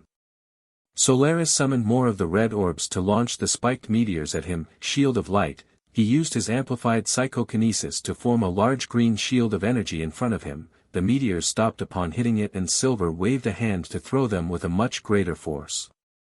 Solaris raised his left arm to block the retaliation. The impacts left several cracks on the shell. Good job Silver, keep it up, said Supersonic. Super Silver reformed the shield of light once more and captured more of the meteors before throwing them back. However Solaris summoned the blue vortexes to swallow the reflected projectiles before they got any closer and sent out several more of the meteors at Super Silver. Darn it, he's using those voids to attack and defend, said Super Silver. Hang on, I'm coming over to lend a hand. Naruto focused on the Hiroshin kunai in Super Silver's possession before flashing over to where he is. Let's go. Naruto and Super Silver flew towards Solaris while avoiding the meteors, or in Super Silver's case, grabbing them with the shield of light and flinging them back, with a few hitting Solaris's left forearm and the rest being sucked in by the blue voids. Naruto formed a Rasengan in each hand and used them to destroy the incoming projectiles as they drew closer to the temporal deity. Use these on Solaris. A chakra arm shot out of Naruto's back and waved in an arc and formed multiple giant ball Rasengan above his head. Got it. Super Silver used his psychokinesis to grab the spiraling spheres as they absorbed the energy and changed color from blue to green. Take this. He launched them at Solaris, who summoned some of the blue voids to absorb the attack. However Super Silver maneuvered the spheres around them and continued the charge, forcing Solaris to raise his left arm to block, but the spheres instantly shattered the light shell on his arm upon contact. Epic, think I'll call that the telekinetic Rasen Rampage, said Naruto with a smirk. Stay focused on the battle Naruto. Kurama scolded. Everyone. You need rings to stay in a super state, but maintaining this form consumes, so be careful, said Tails. Not to worry Tails, I got that covered since I've been collecting rings throughout our runabout. Naruto channeled chakra into the storage seal in his left palm as a large amount of rings came out and were absorbed into Super Silver. Thanks Naruto, said Super Silver. No problem, just let me know when you guys need rings and I'll be there in flash, said Naruto. Guess it's my turn then. A superdimensional being sounds like it might even be a fair fight, said Super Shadow with a smirk as Solaris turned towards him. Super Shadow started charging red chaos energy into his hands. The energy glowed brightly to signal that it has been fully charged. Spear of light. He swung his hands to discharge multiple 9 red energy projectiles in a circular pattern as they raced towards Solaris and slammed into his right forearm with great force. Solaris retaliated by launching meteors from the red voids at Super Shadow, who activated his turbo boost by surrounding himself in his yellow aura and dashed to the side as he evaded the spiky projectiles while charging up his chaos energy for another attack. Super Shadow had completed the charge and fired another barrage of red projectiles. Solaris summoned blue voids to block, but like Naruto and Super Silver's collaboration technique, they veered around the voids and struck the forearm again. Yo Shadow, need a hand? Asked Naruto. If you want to, Super Shadow responded. Then I'm coming over. Naruto appeared next to Super Shadow in a yellow flash with a smirk. Let's do this, twin Rasen Shuriken. Naruto stretched his arms out and a pair of chakra arms appeared on each to help form the bladed spiraling spheres. Then he charged forward towards the meteors, and instead of throwing them like he usually does, he used them to slice the meteors like he was wielding a pair of chakram. Naruto, it's ready, said Super Shadow with his chaos energy fully charged. Okay, then let me set up. Naruto brought the twin Rasen Shuriken together as they fused to become much larger. Here we go Shadow. He threw the jutsu while Super Shadow fired the spear of light. The 9 red projectiles circled around the shuriken as it hit Solaris and exploding, resulting in a giant dome of blue wind chakra with red streaks before it died down to reveal Solaris without a light shell on its right arm. And that will be called the Chaos Planetary Raisin Shuriken, said Naruto. Kurama groaned a bit, but he knew of his host's instinctive tendency of combining techniques to form something extremely powerful at times or in certain situations. Here's a recharge for you, Shadow. Naruto transferred some rings over to Super Shadow. Thanks. I'll be heading back to Sonic to destroy the last of the light shells. Naruto honed in on Sonic's Hiraishin kunai and flashed over to it. You almost got him, keep wailing at him, said Knuckles. Ready for this, Naruto? Asked Supersonic. Always. Naruto responded. Alright then, let's have some fun, Solaris. Solaris spread his arms apart as a large laser made of white energy shot out from his chst straight towards them. Supersonic used a turbo boost to quickly get out of the way while Naruto dashed to the side in a streak of yellow light. I think we made him mad, said Naruto. Gee, you think? Kurama spoke sarcastically. I got this, arrow of light. Supersonic drew in the blue light around him into his body and engulfed himself with it before charging straight at Solaris at speeds far higher than any Naruto had ever seen him, looking like a literal arrow made of light as he slammed into Solaris' chst before drifting backwards. Nice one, let's see if I can do better. Naruto threw out 4 Hiraishin kunai in 4 diverging directions before crossing the middle and index fingers of both hands together. Shadow Clone Jutsu, 4 clones appeared around Naruto before flashing towards each of the thrown kunai as they grabbed them before throwing at the light shell on Solaris' chst. In a yellow flash, a barrage of shadow clones appeared, each with a wind-infused Rasengan in hand, wind style, Rasengan Super Barrage. They bombarded the light shell to the point that it was shattered to reveal a large red sphere. Take him out, Sonic. A Mach step ahead of ya. Supersonic sped by, having activated the arrow of light as he slammed into the red sphere. That attack inflicted enough damage to take down Solaris as he plummeted into the abyss below the 4 heroes. Is it over? Super Silver asked anxiously. No.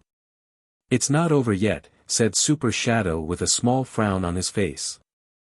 Right as he said that, a large pillar of light appeared as Solaris rose up while his form had undergone a complete change. It's a bit larger in size and the ring on its back is replaced with a plate that has a pair of wings seemingly attached to it, each made of 5 segments looking similar to the Solana crest. I guess it's not gonna be that easy, said Supersonic. Yeah, but I thought that he would be defeated once we destroy the light shells, said Naruto. NGH, is it impossible to defeat a superdimensional being after all, said Eggman. Elise however spoke up, no, something's different, I sense a large powerful consciousness coming from Solaris. A consciousness? That's it. That's his core. Even if we can't stop his form, we can stop his consciousness. Look. There's a strange thing in the middle of Solaris. Isn't that the core? Amy pointed out. You're right, Amy, you 4 should aim for that red sphere in order to stop Solaris, said Tails. Okay guys, you heard M. Let's mess him up, said Supersonic.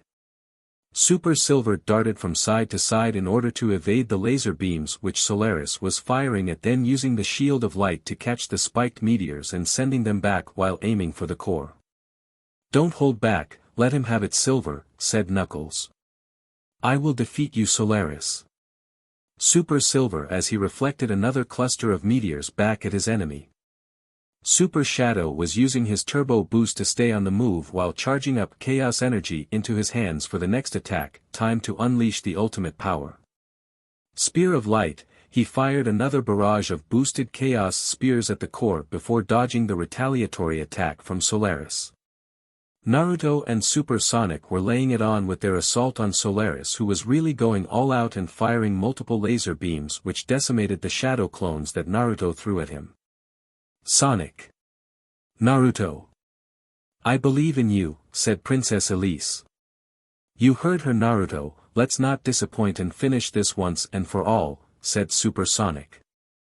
That's right, let's combine our strength and take Solaris down, said Naruto. He held out his hand towards Supersonic and started to form a Rasengan, the hedgehog joined in by drawing the blue light from around him and channeling it into the spiraling sphere. This resulted in the Rasengan enlarging to the size of basketball with multiple streams of azure blue chakra swirling around them like a spinning dome. Solaris must sense the potential danger of the attack as he sent a large cluster of spiked meteors at them. However, the streams of chakra deflected the spiked projectiles away from the duo. "Brace yourself, Solaris, 'cause this is gonna hurt," shouted Naruto. Both of them charged toward Solaris at high speed and knocking more of the meteors out of the way. Refusing to give in, Solaris fired a massive beam from his chst right at them with supersonic and Naruto thrusting the sphere in front of them for the clash. It was a struggle between the two, but the duo proceeded to pierce through the beam. Ha-ha-ha-wa-ya. Supersonic and Naruto roared out as they drew close to Solaris' core. "This ends here." Chaotic luminous Rasengan, they ran the spiraling sphere into the core, resulting in Solaris roaring out in pain and defeat. Everyone watched as the light orb of Solaris gave off bursts of light upon his defeat and celebrated their victory with Knuckles and Tails giving each other high fives. Eggman crossed his arms with a nod of approval. Rouge and Omega were just as happy, with Amy and Princess Elise looking relieved. Supersonic, Silver, Shadow, and Naruto returned from the void to land before them as everyone watched the bright light envelop everything, and we see a white flame being formed in a black void.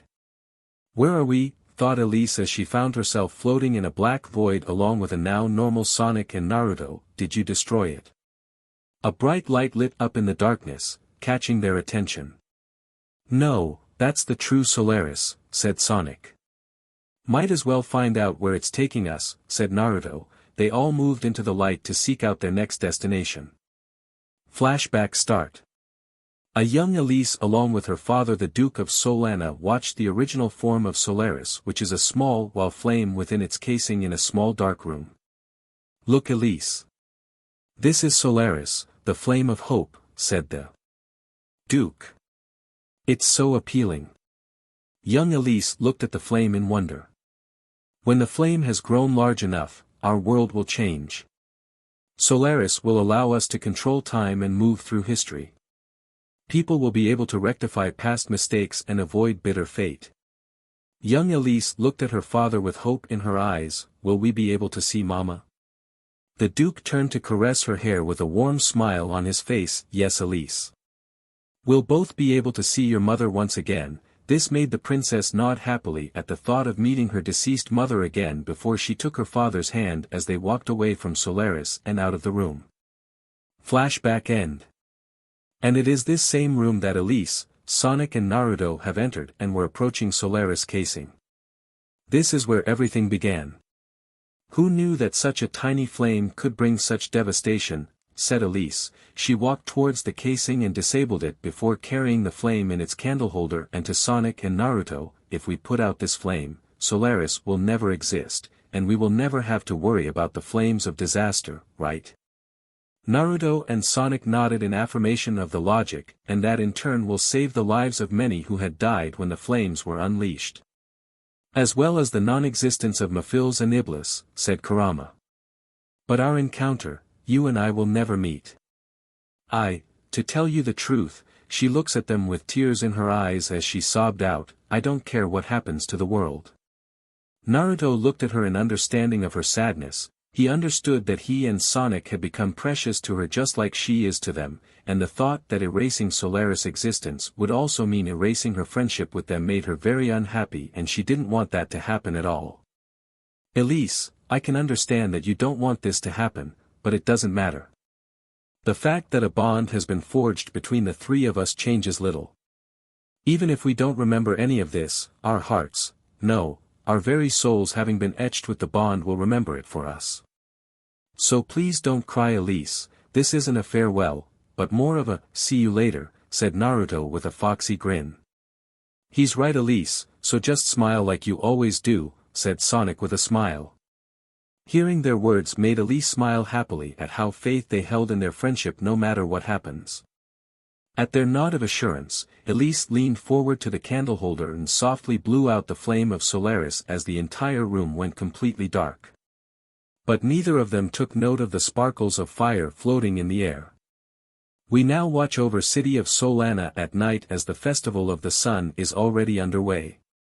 Princess Elise was on the boat waving to the audience who were cheering loudly as she rowed by in direction of the altar where the main event will soon be held. Meanwhile Sonic was speedily running along the edge of the waterway before skidding to a stop. He watched the royal boat which the princess was on with a smile on his face before resuming his run as he crossed the bridge and passed by so fast that he created a wind that made Elise lose one of the feathers from her hair. Elise watched Feather float away as she reveled in the wind, then her eyes caught something of interest on one of the rooftops of a tall building. It was a black silhouette, humanoid in shape, however there appears to be a pair of animal ears on top of its head and 9 tails flowing behind its back. The black figure stood there for a few moments before it started to jump from roof to roof before disappearing behind a building.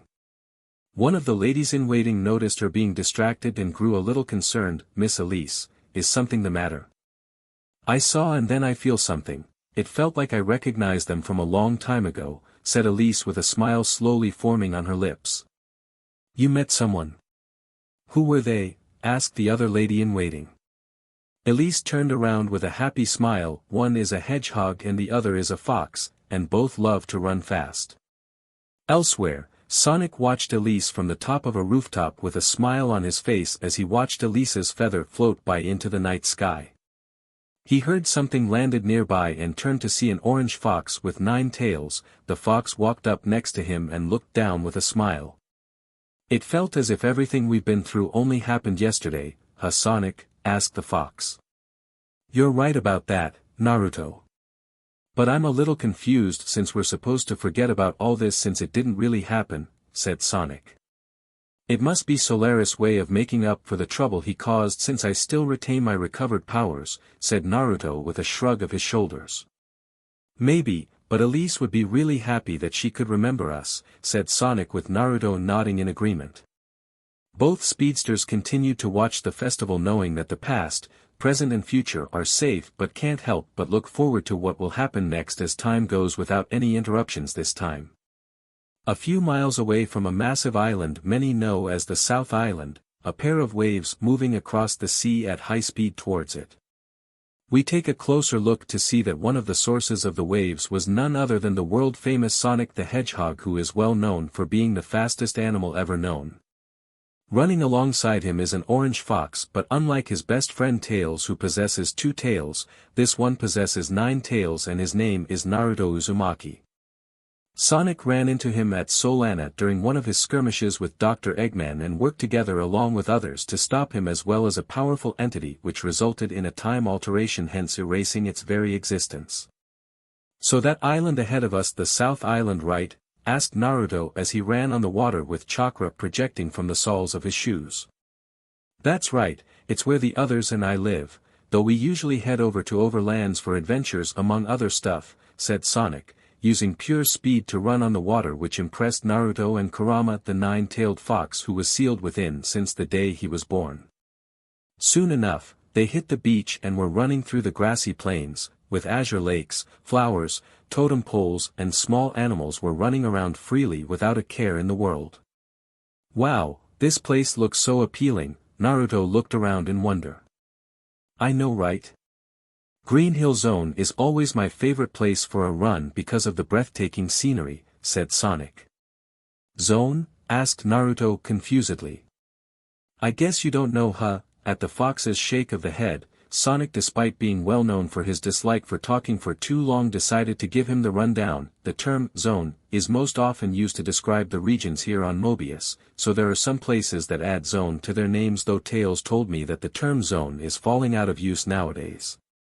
"Got it, might need to get a map of the place later," said Naruto. "I'm sure you'll get one over where we're headed, but you want to know something cool?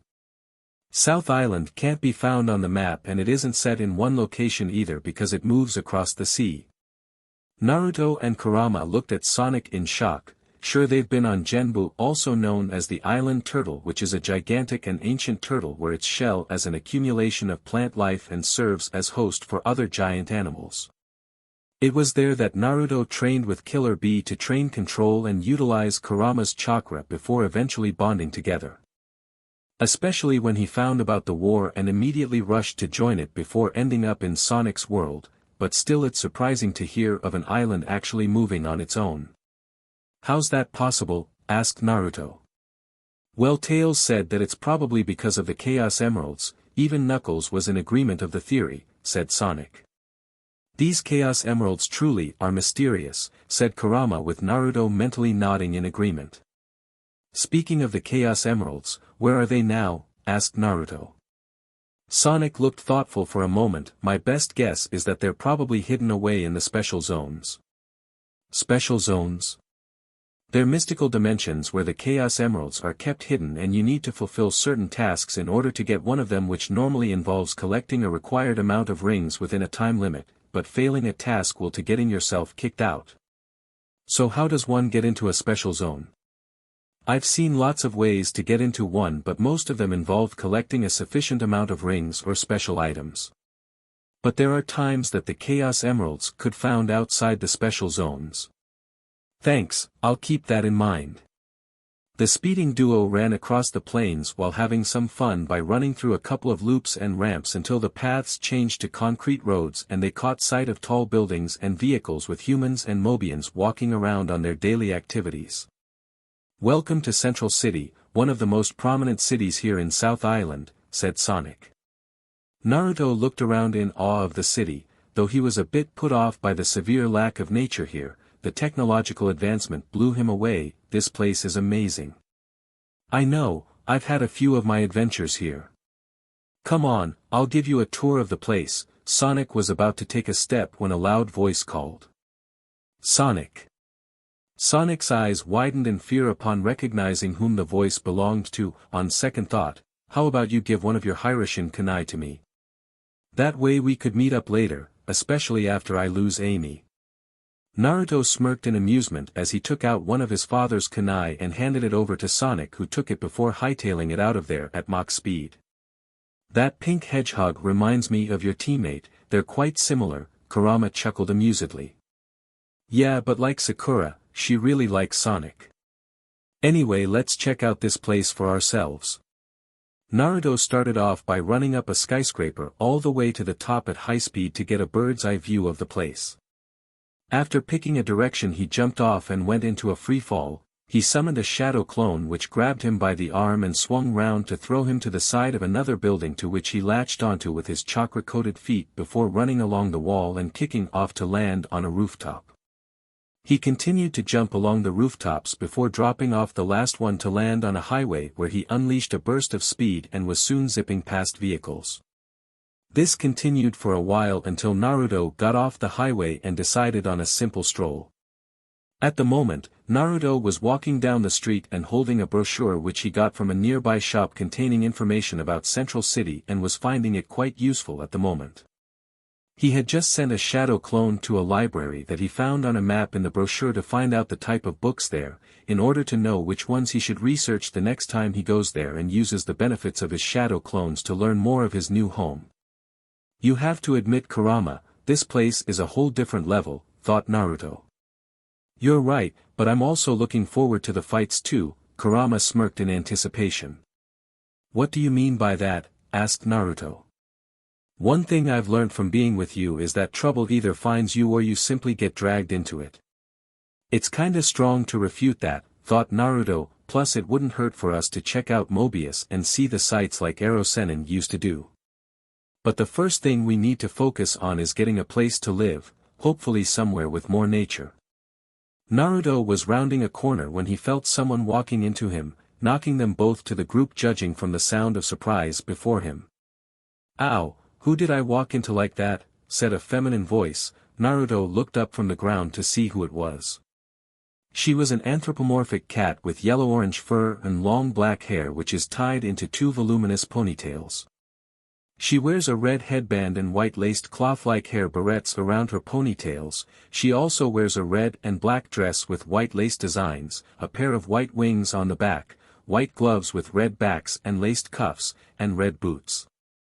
"Wow, she really looks pretty," thought Naruto before snapping back into focus and quickly getting to his feet before approaching the cat. I'm sorry for bumping into you like that. Here, let me help you up. Naruto held a hand out to her. Meanwhile, the cat was rubbing her rear to ease the pain from the fall when she heard someone speak. She looked up to see an orange fox with black whisker marks, spiky yellow hair and 9 tails, which caught her attention. She looked into his blue eyes, which displayed concern and kindness. His eyes are so blue, like I'm looking at the sky through them, thought the cat, though she managed to get a hold of herself and took the offered hand before being lifted to her feet. It's all right and thank you, I wasn't watching where I was going either. So this makes us about even. Naruto rubbed the back of his head with a sheepish grin. I'm just glad you aren't hurt. The name's Naruto Uzumaki, by the way, and this is my first time here in Central City. The cat giggled from his reactions. My name is Honey the Cat, and it's nice to meet you. With the way your name is pronounced, do you happen to come from Chunnan? Naruto was a bit confused about how to answer that question. I'm not, I live somewhere else far away. Pretty sure you haven't heard of it. Honey quirked an eyebrow at that. Really?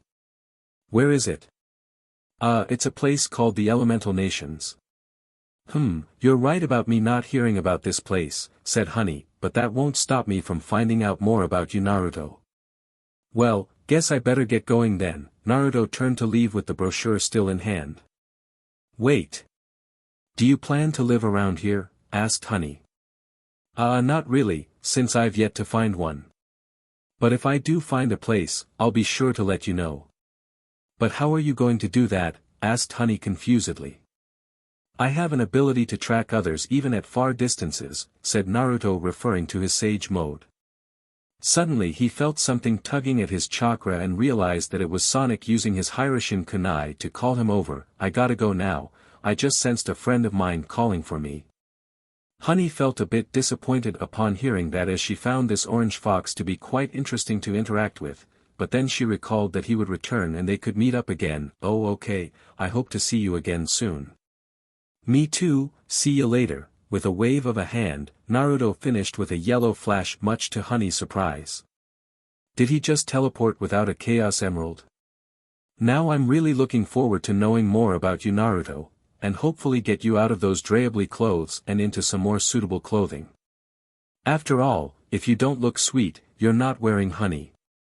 Honey walked off with a skip in her steps as she looks forward to her next encounter with the orange fox possessing 9 tails. Naruto reappeared close to where the Hiraishin kunai and saw Sonic standing nearby on the sidewalk in front of a tall blue skyscraper, and a few stops away from it is an elevated highway. Naruto approached the blue hedgehog with a smirk on his face. From the looks of things, I'm guessing that you managed to lose Amy, asked Naruto amusedly. Yeah, I can't seem to figure out how she always finds me no matter where I am, and most at times get the drop on me, said Sonic, looking awkward. Well, you've got to hand it to her for being persistent. Sonic let out a sigh before smiling a bit. Yeah. So what's our next stop, since I could always come back here on my own? Asked Naruto. The next place that we would be going is my hometown, which is where I grew up along with my family. Tails also lives there too. In that case, let's hit the road. Sonic nodded before he and Naruto took off once again and left the city in a matter of seconds. It was only a couple of miles for them until they arrived at their destination. It was a simple town by the seaside with several buildings all around, palm trees and checkered rocks like the ones over at the Green Hill Zone. Again, welcome to Emerald Town. Let's go see Tails. If I know my buddy well, he's sure to be at his lab working on a cool new gizmo, said Sonic. Lead the way. It would be nice to see him again, said Naruto. The speeding duo made over to a gray building which was located close to the beach on the south side of the area. Sonic went over to knock on the door a few times before waiting. It didn't take too long before the door opened to reveal Tails wearing a pair of goggles over his eyes. Sonic. Tails was ecstatic upon seeing the blue hedgehog.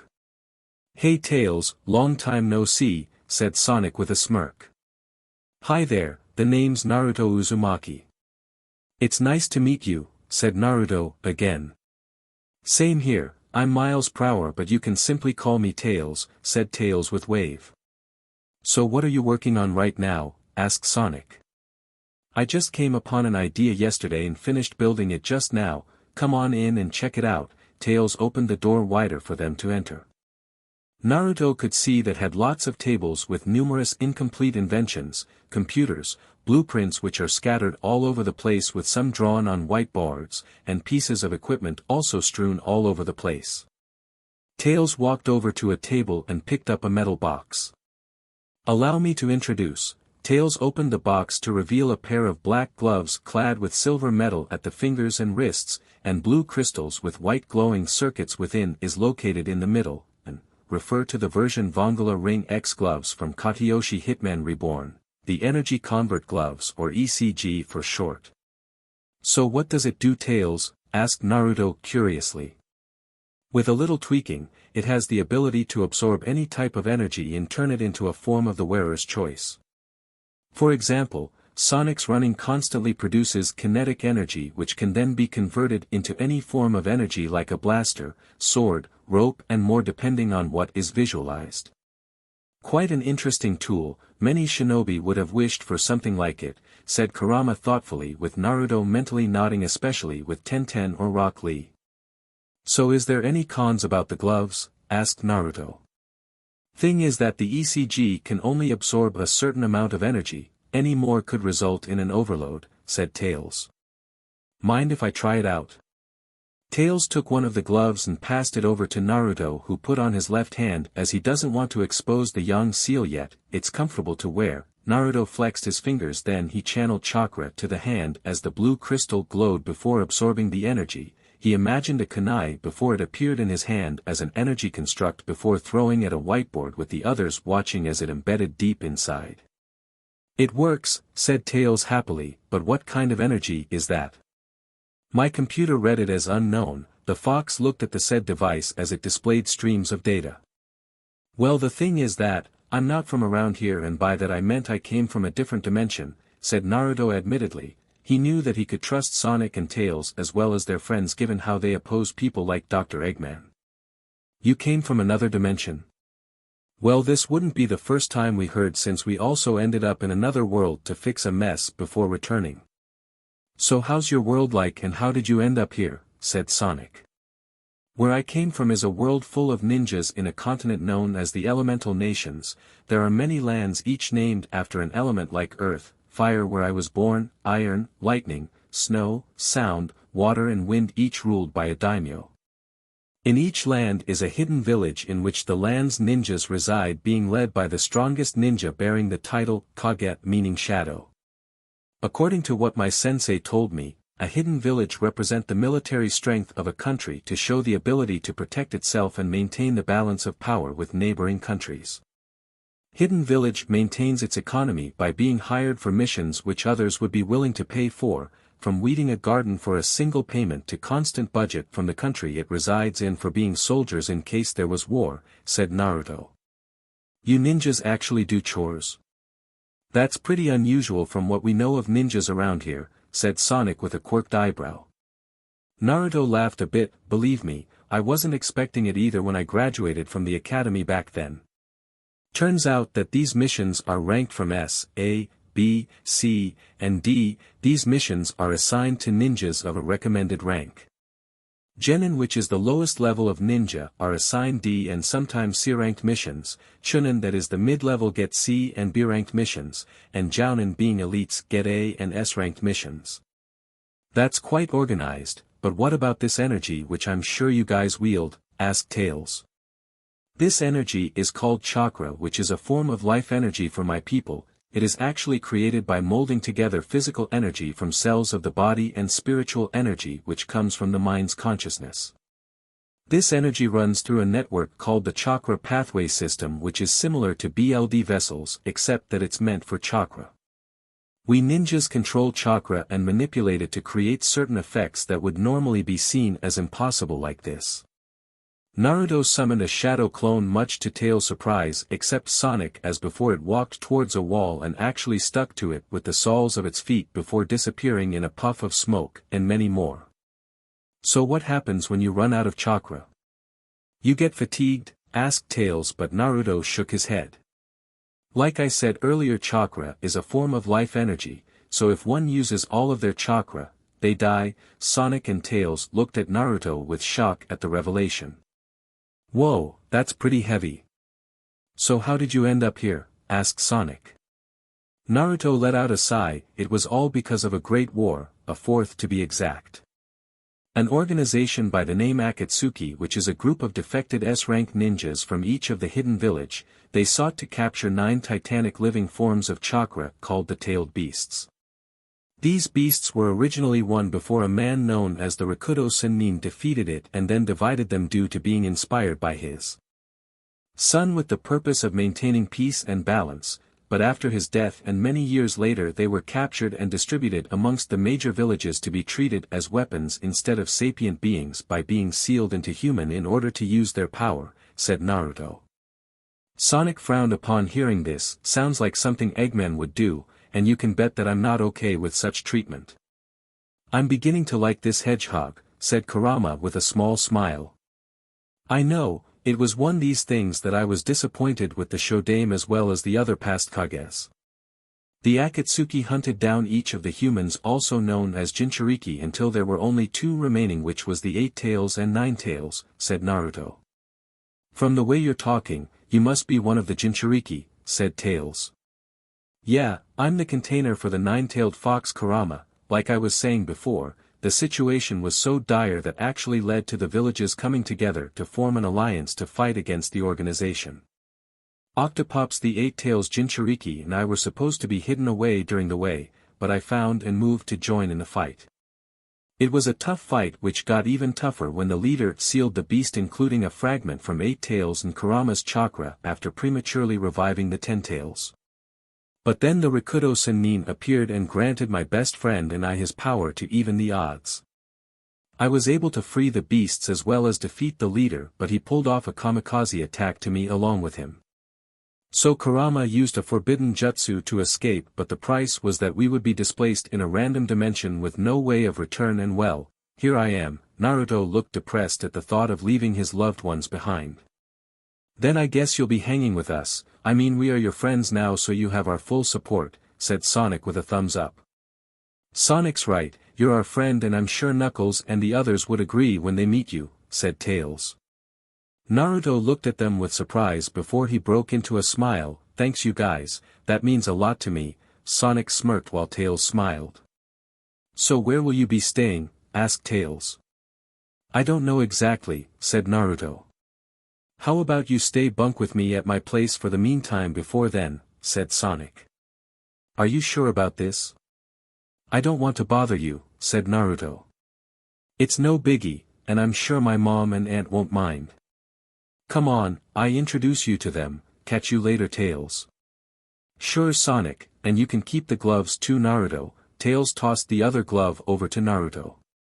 Thanks, Tails. Like Sonic, I'll see you around, said Naruto. Naruto left the lab after Sonic. It didn't take long before they stopped before a bungalow. He followed Sonic as the hedgehog opened the door and called out to the residents inside. Mom! Aunt Alina! I'm home, said Sonic. Then footsteps could be heard from one of the rooms as 2 figures came out, and with one of them hugging him tightly. One was a female hedgehog with dark blue fur and blonde hair. She wears a purple sundress and shoes. The other was also a female hedgehog but without quills but long dark purple hair. She wears a long white sundress and yellow sandals. Welcome home, Sonic. I've really missed you. I hope you've been doing okay during your adventures and haven't gotten yourself hurt, said the blue female hedgehog worriedly.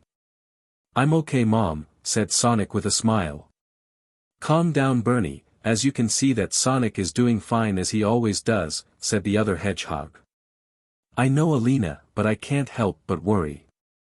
He's so much like his father.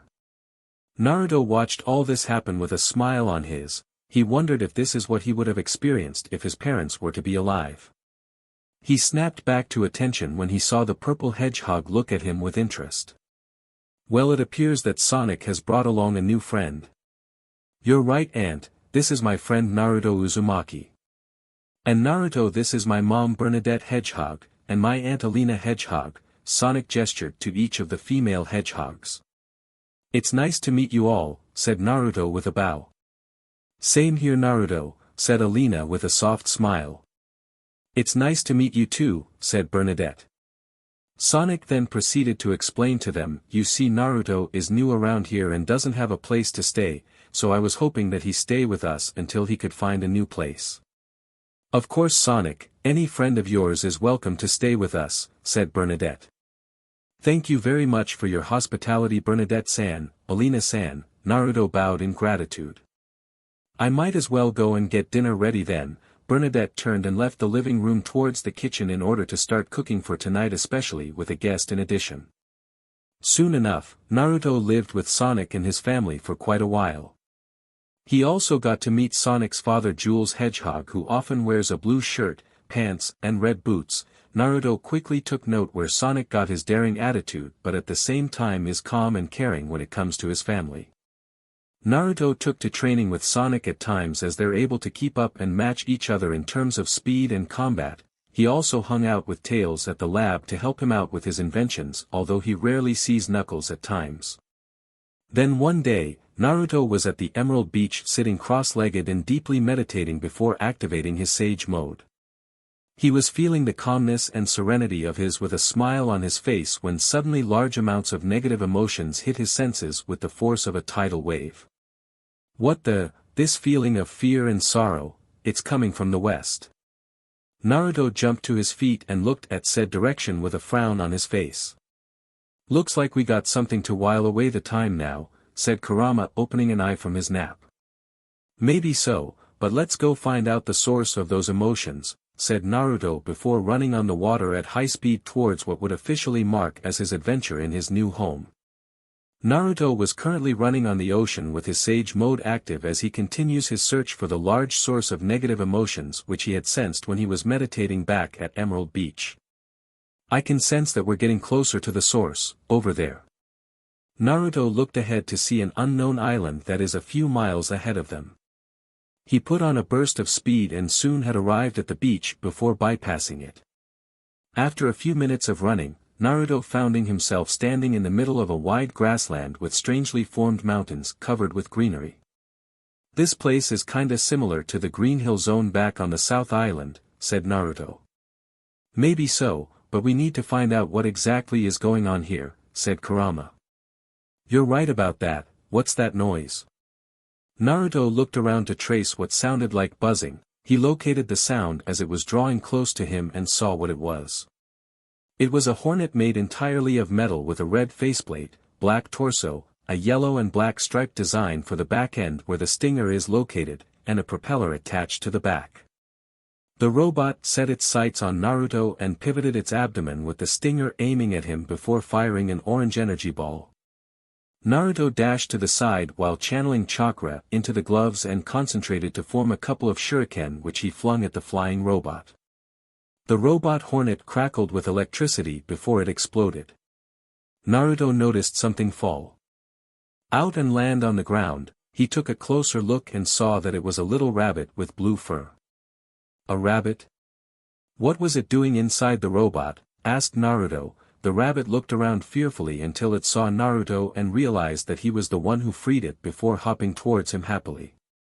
Naruto crouched to its level and rubbed in between its ears, smiling at how it was enjoying the petting. He looked over the remains of the robot and came upon a rather familiar marking. "I recognize that mark, it belongs to Eggman.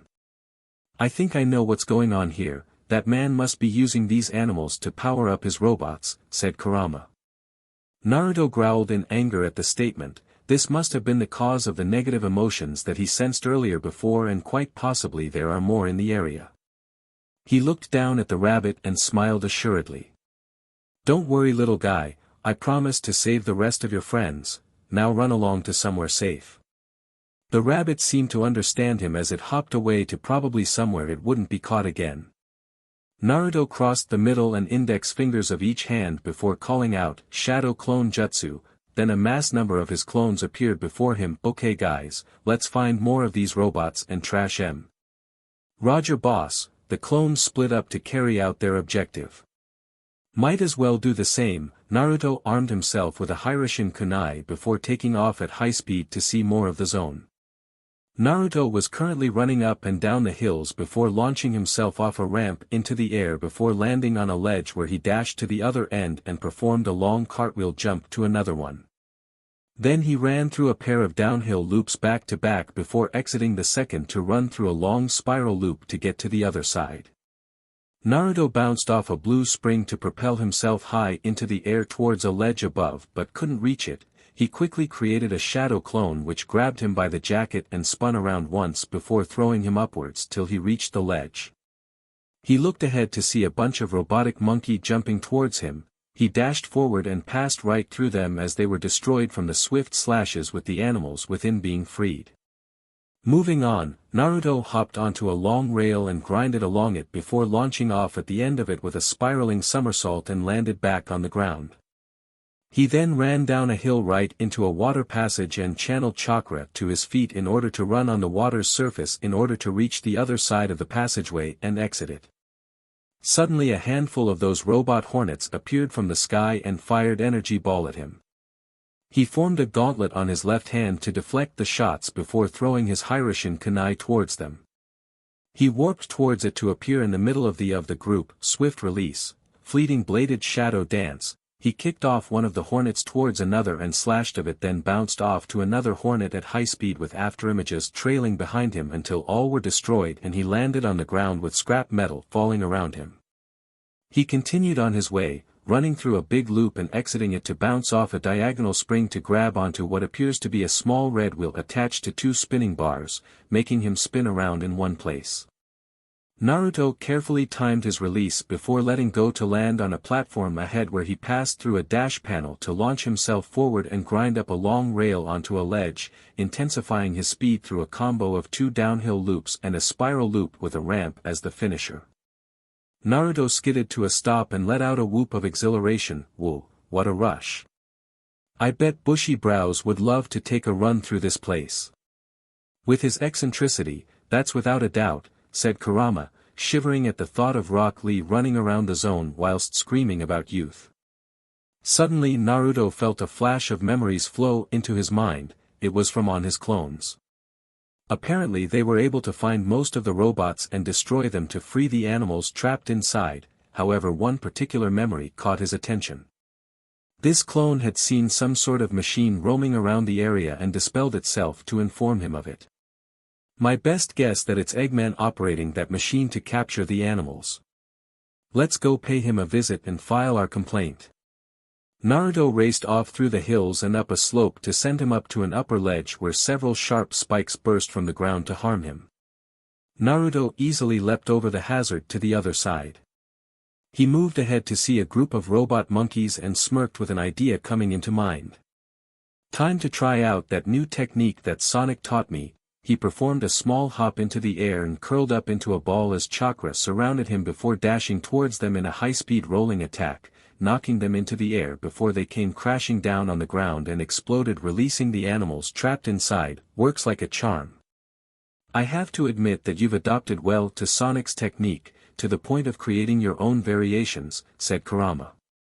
Like the fox said, since Naruto and Sonic had been sparring with each other, the blue hedgehog decided to teach him a few tricks of his own, which included his signature spin dash, given that Tails and his other friends created their own variations. It was tricky at first due to the disorientation from and after using it, but he eventually got the hang of it and currently thinking up different variations of it. Still in the middle of his spin dash, christened the Kitsune Spiral Dash, Naruto went through a downhill loop which then led him into a spiral loop before bouncing off a diagonal spring onto several to send him to higher grounds. He landed on top of rail which he grinded along till he reached the end before going through yet another spiral, only this one contained a vertical path. He exited into a big loop and launched off a ramp onto another part of the zone. There Naruto sped through a pair of uphill loops with a dash panel in between to go even faster. More of the annoying spikes shot out from the ground. Swift release, shadow dance. Naruto broke out from the dash before darting left and right to evade, then with trailing afterimages behind him, following that he went through a pair of uphill loops and entered a big loop again which had a gap at the top, but he somersaulted in midair to cross it before finally making it out from there. I can hear the sound of an engine nearby. That must be Eggman. Naruto stood on top of a hill to scope the area when he heard the sound and traced it to find exactly what he was looking for. It was an orange driving vehicle, having orange headlights, black and red tires, and a blue circle inside it with 2 arms. One arm is actually a large spiked hammer that is gray and yellow, while the other is a real arm and it's currently having someone in its grip. It was a young anthropomorphic lop-eared rabbit along with what appears to be a small creature with light blue body and has yellow markings at the tip of its head, hands, feet and tails, a bulb-shaped head, dark blue eyes, a floating yellow pom-pom ball hovering above its head, 2 pink butterfly-like wings and a small circular tail. Naruto also noted that it wore a red bow tie. At the driver's seat was Eggman, who looked to be proud of himself. Well, not for long if Naruto has anything to say about it. Naruto descended from the hill before stopping before Eggman and called out to him. "Hey Eggman, I suggest that you let go of the girl before trouble starts brewing," said Naruto with a frown. Eggman looked at the newcomer in confusion. He was actually expecting his arch-nemesis Sonic to show up to try and stop him as always.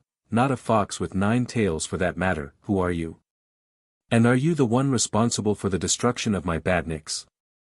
If that's what you call those robots I saw before, then yes. Using animals to power your machines didn't sit well with me in the least bit. Then that means you intend to get in the way of my plans just like that darn hedgehog. Eggman leered at the newcomer.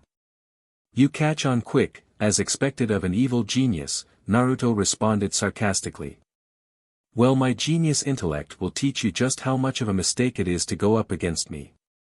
With my egg hammer tank Mark II, I'll squash you like the truly insignificant bug you are.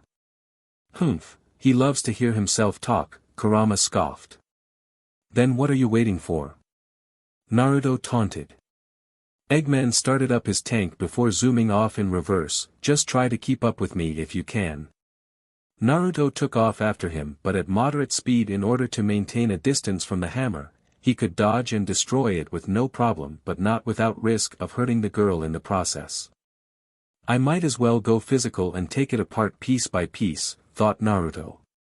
Aim for the cockpit. Messing with his controls would make things easier for us, said Kurama.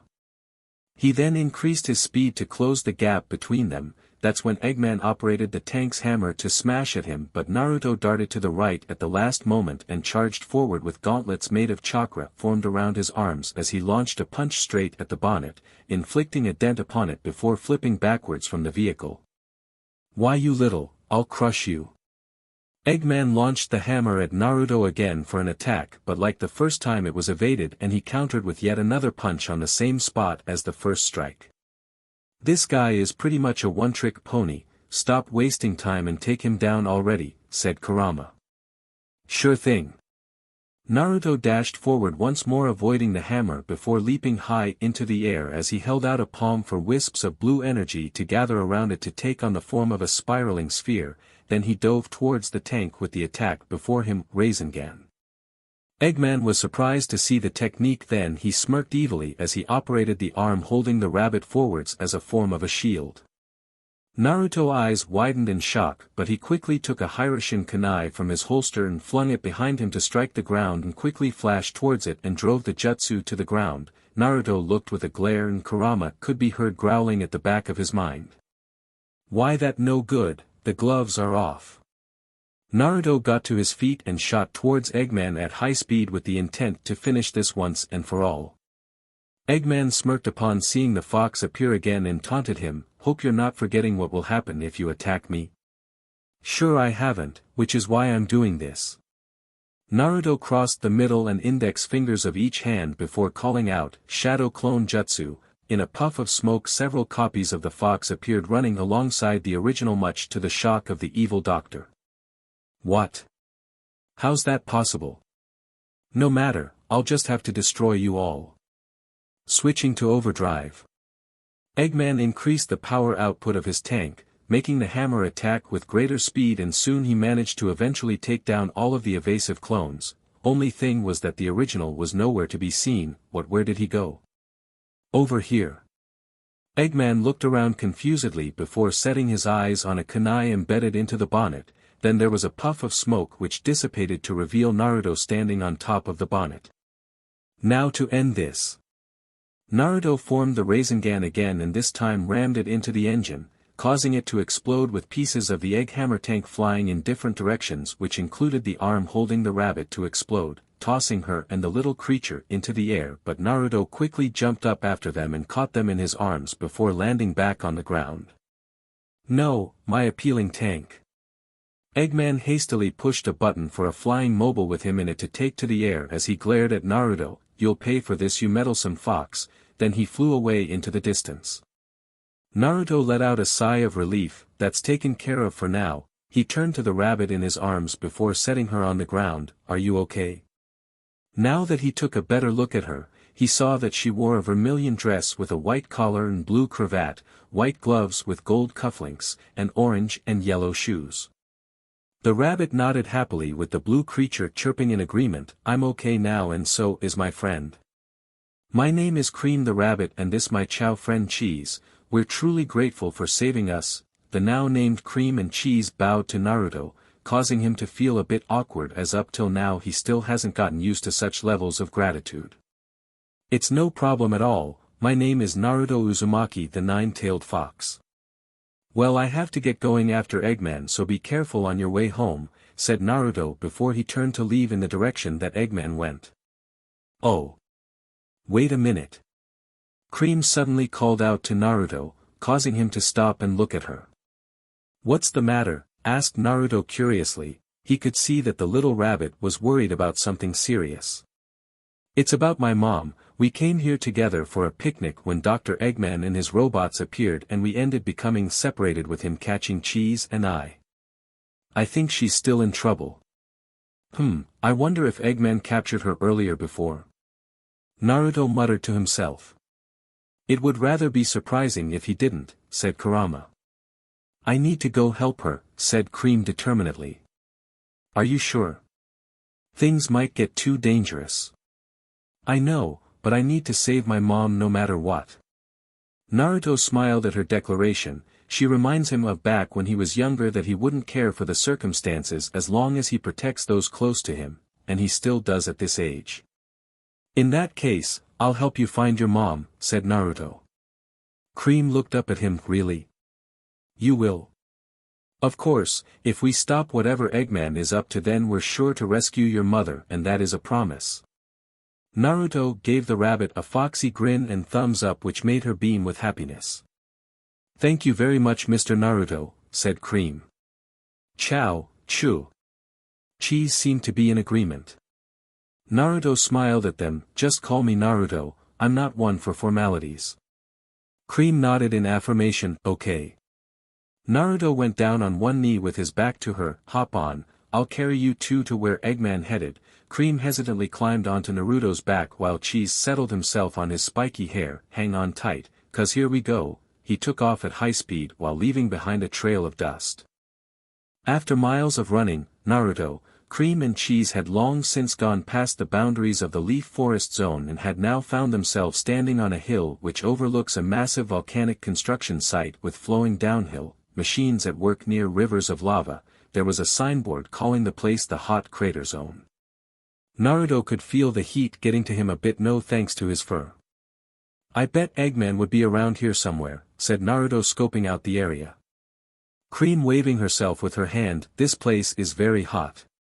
I know, the sooner we find him and get him to tell us where your mom is, then sooner we can leave. Okay, let's go. Cream ran off with Cheese flying after with Naruto shaking his head in amusement before running after them.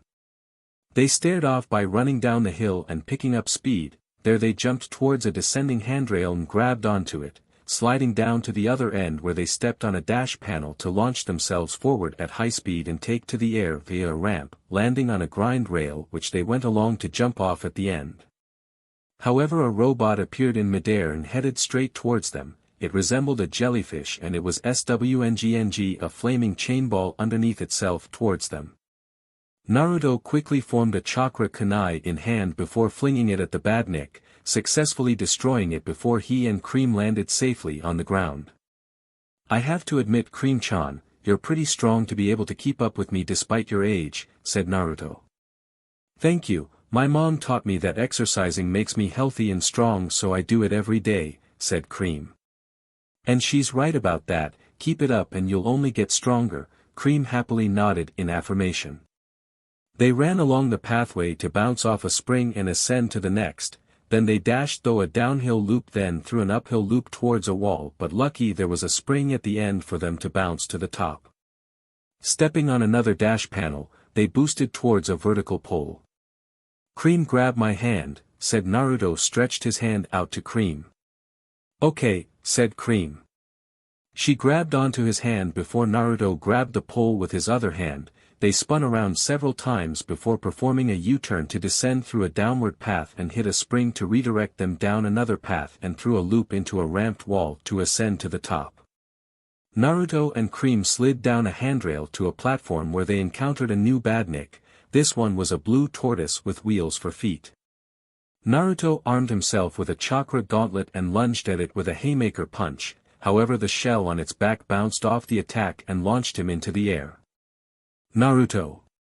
Cream jumped into the air and started flapping her ears, enabling her to fly towards Naruto and grab him by the back of his jacket, grunting with the effort of carrying him. Cream-chan, you can fly, said a surprised Naruto. Yup, I learned how to during one of my exercises with cheese, but I get a bit tired if I fly for too long or carry someone. Well, that's a creative way to use your ears. You can let go now so that I can finish off that badnik. Okay, Cream let go of the jacket for the fox to dive towards the robotic turtle with a Rasengan in hand, and this time the shell couldn't deflect this attack and exploded, releasing a piglet from within. Naruto created a shadow clone to take the little animal to safety before continuing on their way.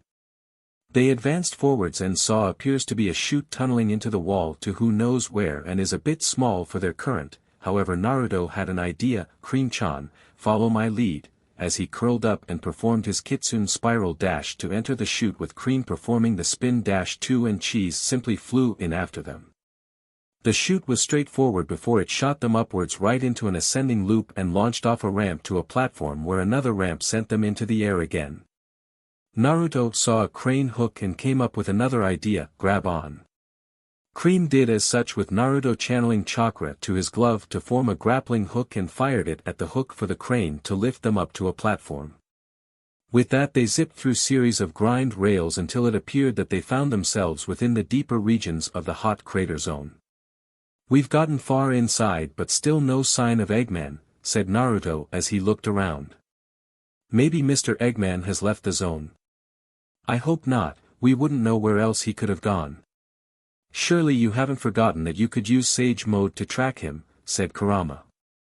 True, but we're surrounded with lava which takes much longer to gather nature chakra than when in places like the forests or oceans, thought Naruto. Chow. Chu chow. Cheese suddenly chirped up, catching their attention. What is it, Cheese? Asked Cream curiously. Chow. Cheese pointed at something and they looked to see a rather familiar flying machine heading somewhere. That's Eggman, let's go. Naruto. Good job, Cheese. Cheese squeaked happily at Cream's praise. They dashed along the pathway and bounced off a diagonal spring onto a descending grind rail and launched off towards a fleet of badniks where they aimed and were about to fire. Cream flapped her ears to fly out of the way. Naruto reached into his ninja pouch and took out a handful of low-level exploding tags, then he threw his Hiraishin kunai at them before flashing towards it and appearing in their midst. Swift release. Fleeting shadow dance. He bounced off one robot after one in a pinball fashion with trailing afterimages before jumping away from them with the tags pasted on each and every one of them. Naruto formed the tiger hand sign to activate the tags remotely for them to explode and release the animals, and again summoned clones to transport them to safety. They went through an uphill loop in combination with a downhill variation and boosted from a dash panel to grind along an ascending rail onto a pathway. Then they shot through a chute leading them downwards and launched off a ramp into a dash ring, pushing them forwards right into another chute which led them to the other side. Naruto and Cream were getting closer to Eggman.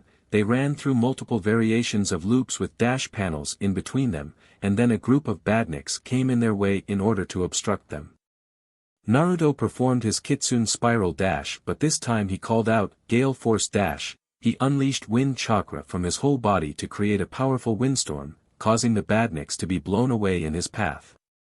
They suddenly ran up a ramped wall to bounce off a spring which sent running back down in a new path, then hitting a diagonal spring they ascended to a handrail to slide towards a pathway with a ramp and slid along a grind rail. This kept up until they finally caught up with the evil doctor. Hey Eggman! Naruto called out loudly. The said villain turned his egg mobile around and frowned upon seeing who it was. You again? What do you want this time? Where's Cream-chan's mother? And why do you think I'll tell you? Eggman sneered at the fox. Because you wouldn't want me to make you regret not answering my question. Then I have a much better idea, I'll just have to destroy you here and now. He turned his ship around and flew off with Naruto and Cream running after him. Then they saw him dock his machine on top of yet another tank, only that this one differed greatly in terms of appearance and function. It is a 6-wheeled tank with a gray with blue and orange stripes paint job. It has yellow headlights and the front of the cannon is black. Allow me to introduce to you the Egg Bomber tank. How nice of you to introduce it so that it can be smashed, then we can resume with you telling where Cream-chan's mother is, said Naruto. Humph, I would like to see you try. Eggman drove off with Naruto in pursuit. Naruto ran after Eggman in his tank. Unlike before when Cream was held hostage, Naruto could now get to bust loose. Take this, the evil doctor fired a black cannonball at the fox, but Naruto dodged to the side, only the projectile to hit the ground and explode. He formed a Rasengan and dashed forward to ram it at the side full force before backing away, only to see a few scratches on it, much to his surprise, and Eggman gloated out loud, surely you didn't think that I would take precautions for that attack of yours. I used top-grade metal from this place to make this tank impervious to external damage.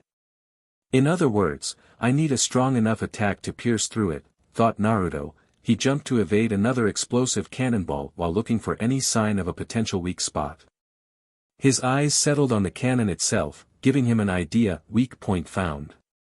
He reached into his ninja pouch to take out a handful of explosive tags and regular kunai, wrapping the former into the handles of the latter. He dashed forward to catch up with the tank. Eggman launched another cannonball at him, however Naruto performed a replacement jutsu to switch out with a wooden log, much to the doctor's annoyance. Before appearing at the side, there he flung the first volley at one side of the cannon. That's the first set, now for the second. Naruto pulled back a bit to ready another handful of kunai loaded with explosive tags. While he was at it, Naruto created a group of shadow clones that rushed towards Eggman. They utilized chakra shurikens to strike at the cannonballs and detonate them early. With them as cover, he quickly threw a Hiraishin kunai to the other side of the cannon and quickly flashed over to it and fired his second volley. You're wasting your time, your puny knives won't do a thing to my tank, said Eggman with a smirk. Naruto smirked back, normally yes, but normal is overrated when I'm involved. He performed a hand sign and the tags ignited before unleashing a chain explosion with the smoke clearing away to reveal the cannon completely destroyed and a gaping hole was left behind as the after effect. My cannon. Why you? I'm not through just yet. Eggman pushed a few buttons, then cannonballs began to come of the hole despite the absence of the cannon itself. The projectiles rolled towards Naruto and his clones, exploding once close to them. Well, too bad, 'cause you are. One of his clone ran close to him and together formed a much larger than normal Rasengan. The next clone held out Hiraishin kunai and threw it before quickly weaving through a set of hand signs and called out his jutsu, Shadow Kunai Jutsu. The single kunai suddenly multiplied in a large volley, with a majority striking the cannonballs for them to explode, while a few others got past and had gotten within range of the egg bomber tank. Take this, giant ball Rasengan. They rammed the jutsu right into the gaping hole where sounds of grinding metal could be heard until they emerged at the other side of the tank with it beginning to explode. No, not again. Eggman hastily detached the egg mobile from the egg bomber tank a few moments before it blew up and glared at Naruto. You're truly becoming as annoying as Sonic.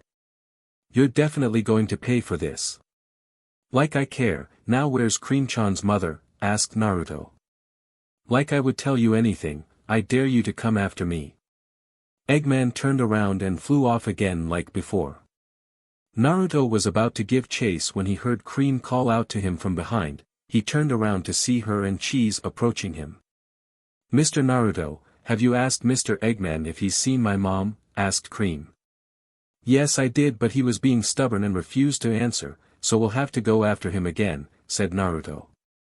Okay, Mr. Naruto, let's go and ask him again. Cream was about to move when Naruto poked her in the forehead with a smile. I told you before, Cream-chan, none of that Mr. stuff. Just call me Naruto, okay? Okay, I mean Naruto. Naruto rubbed between her ears, which she found to be pleasant. You're learning, now let's get going. Naruto then took off with Cream flapping her ears to take flight and follow with Cheese next to her as they went in search of Eggman to stop his unknown plans and find her mother. So alright folks, that's all for today. Stay tuned for part 4. Do subscribe, like and share for more such videos. Also check out the story and author Hussbek on FANFICTIONnet. Press the bell icon to be notified first on release. See you in the next video. Till then, goodbye.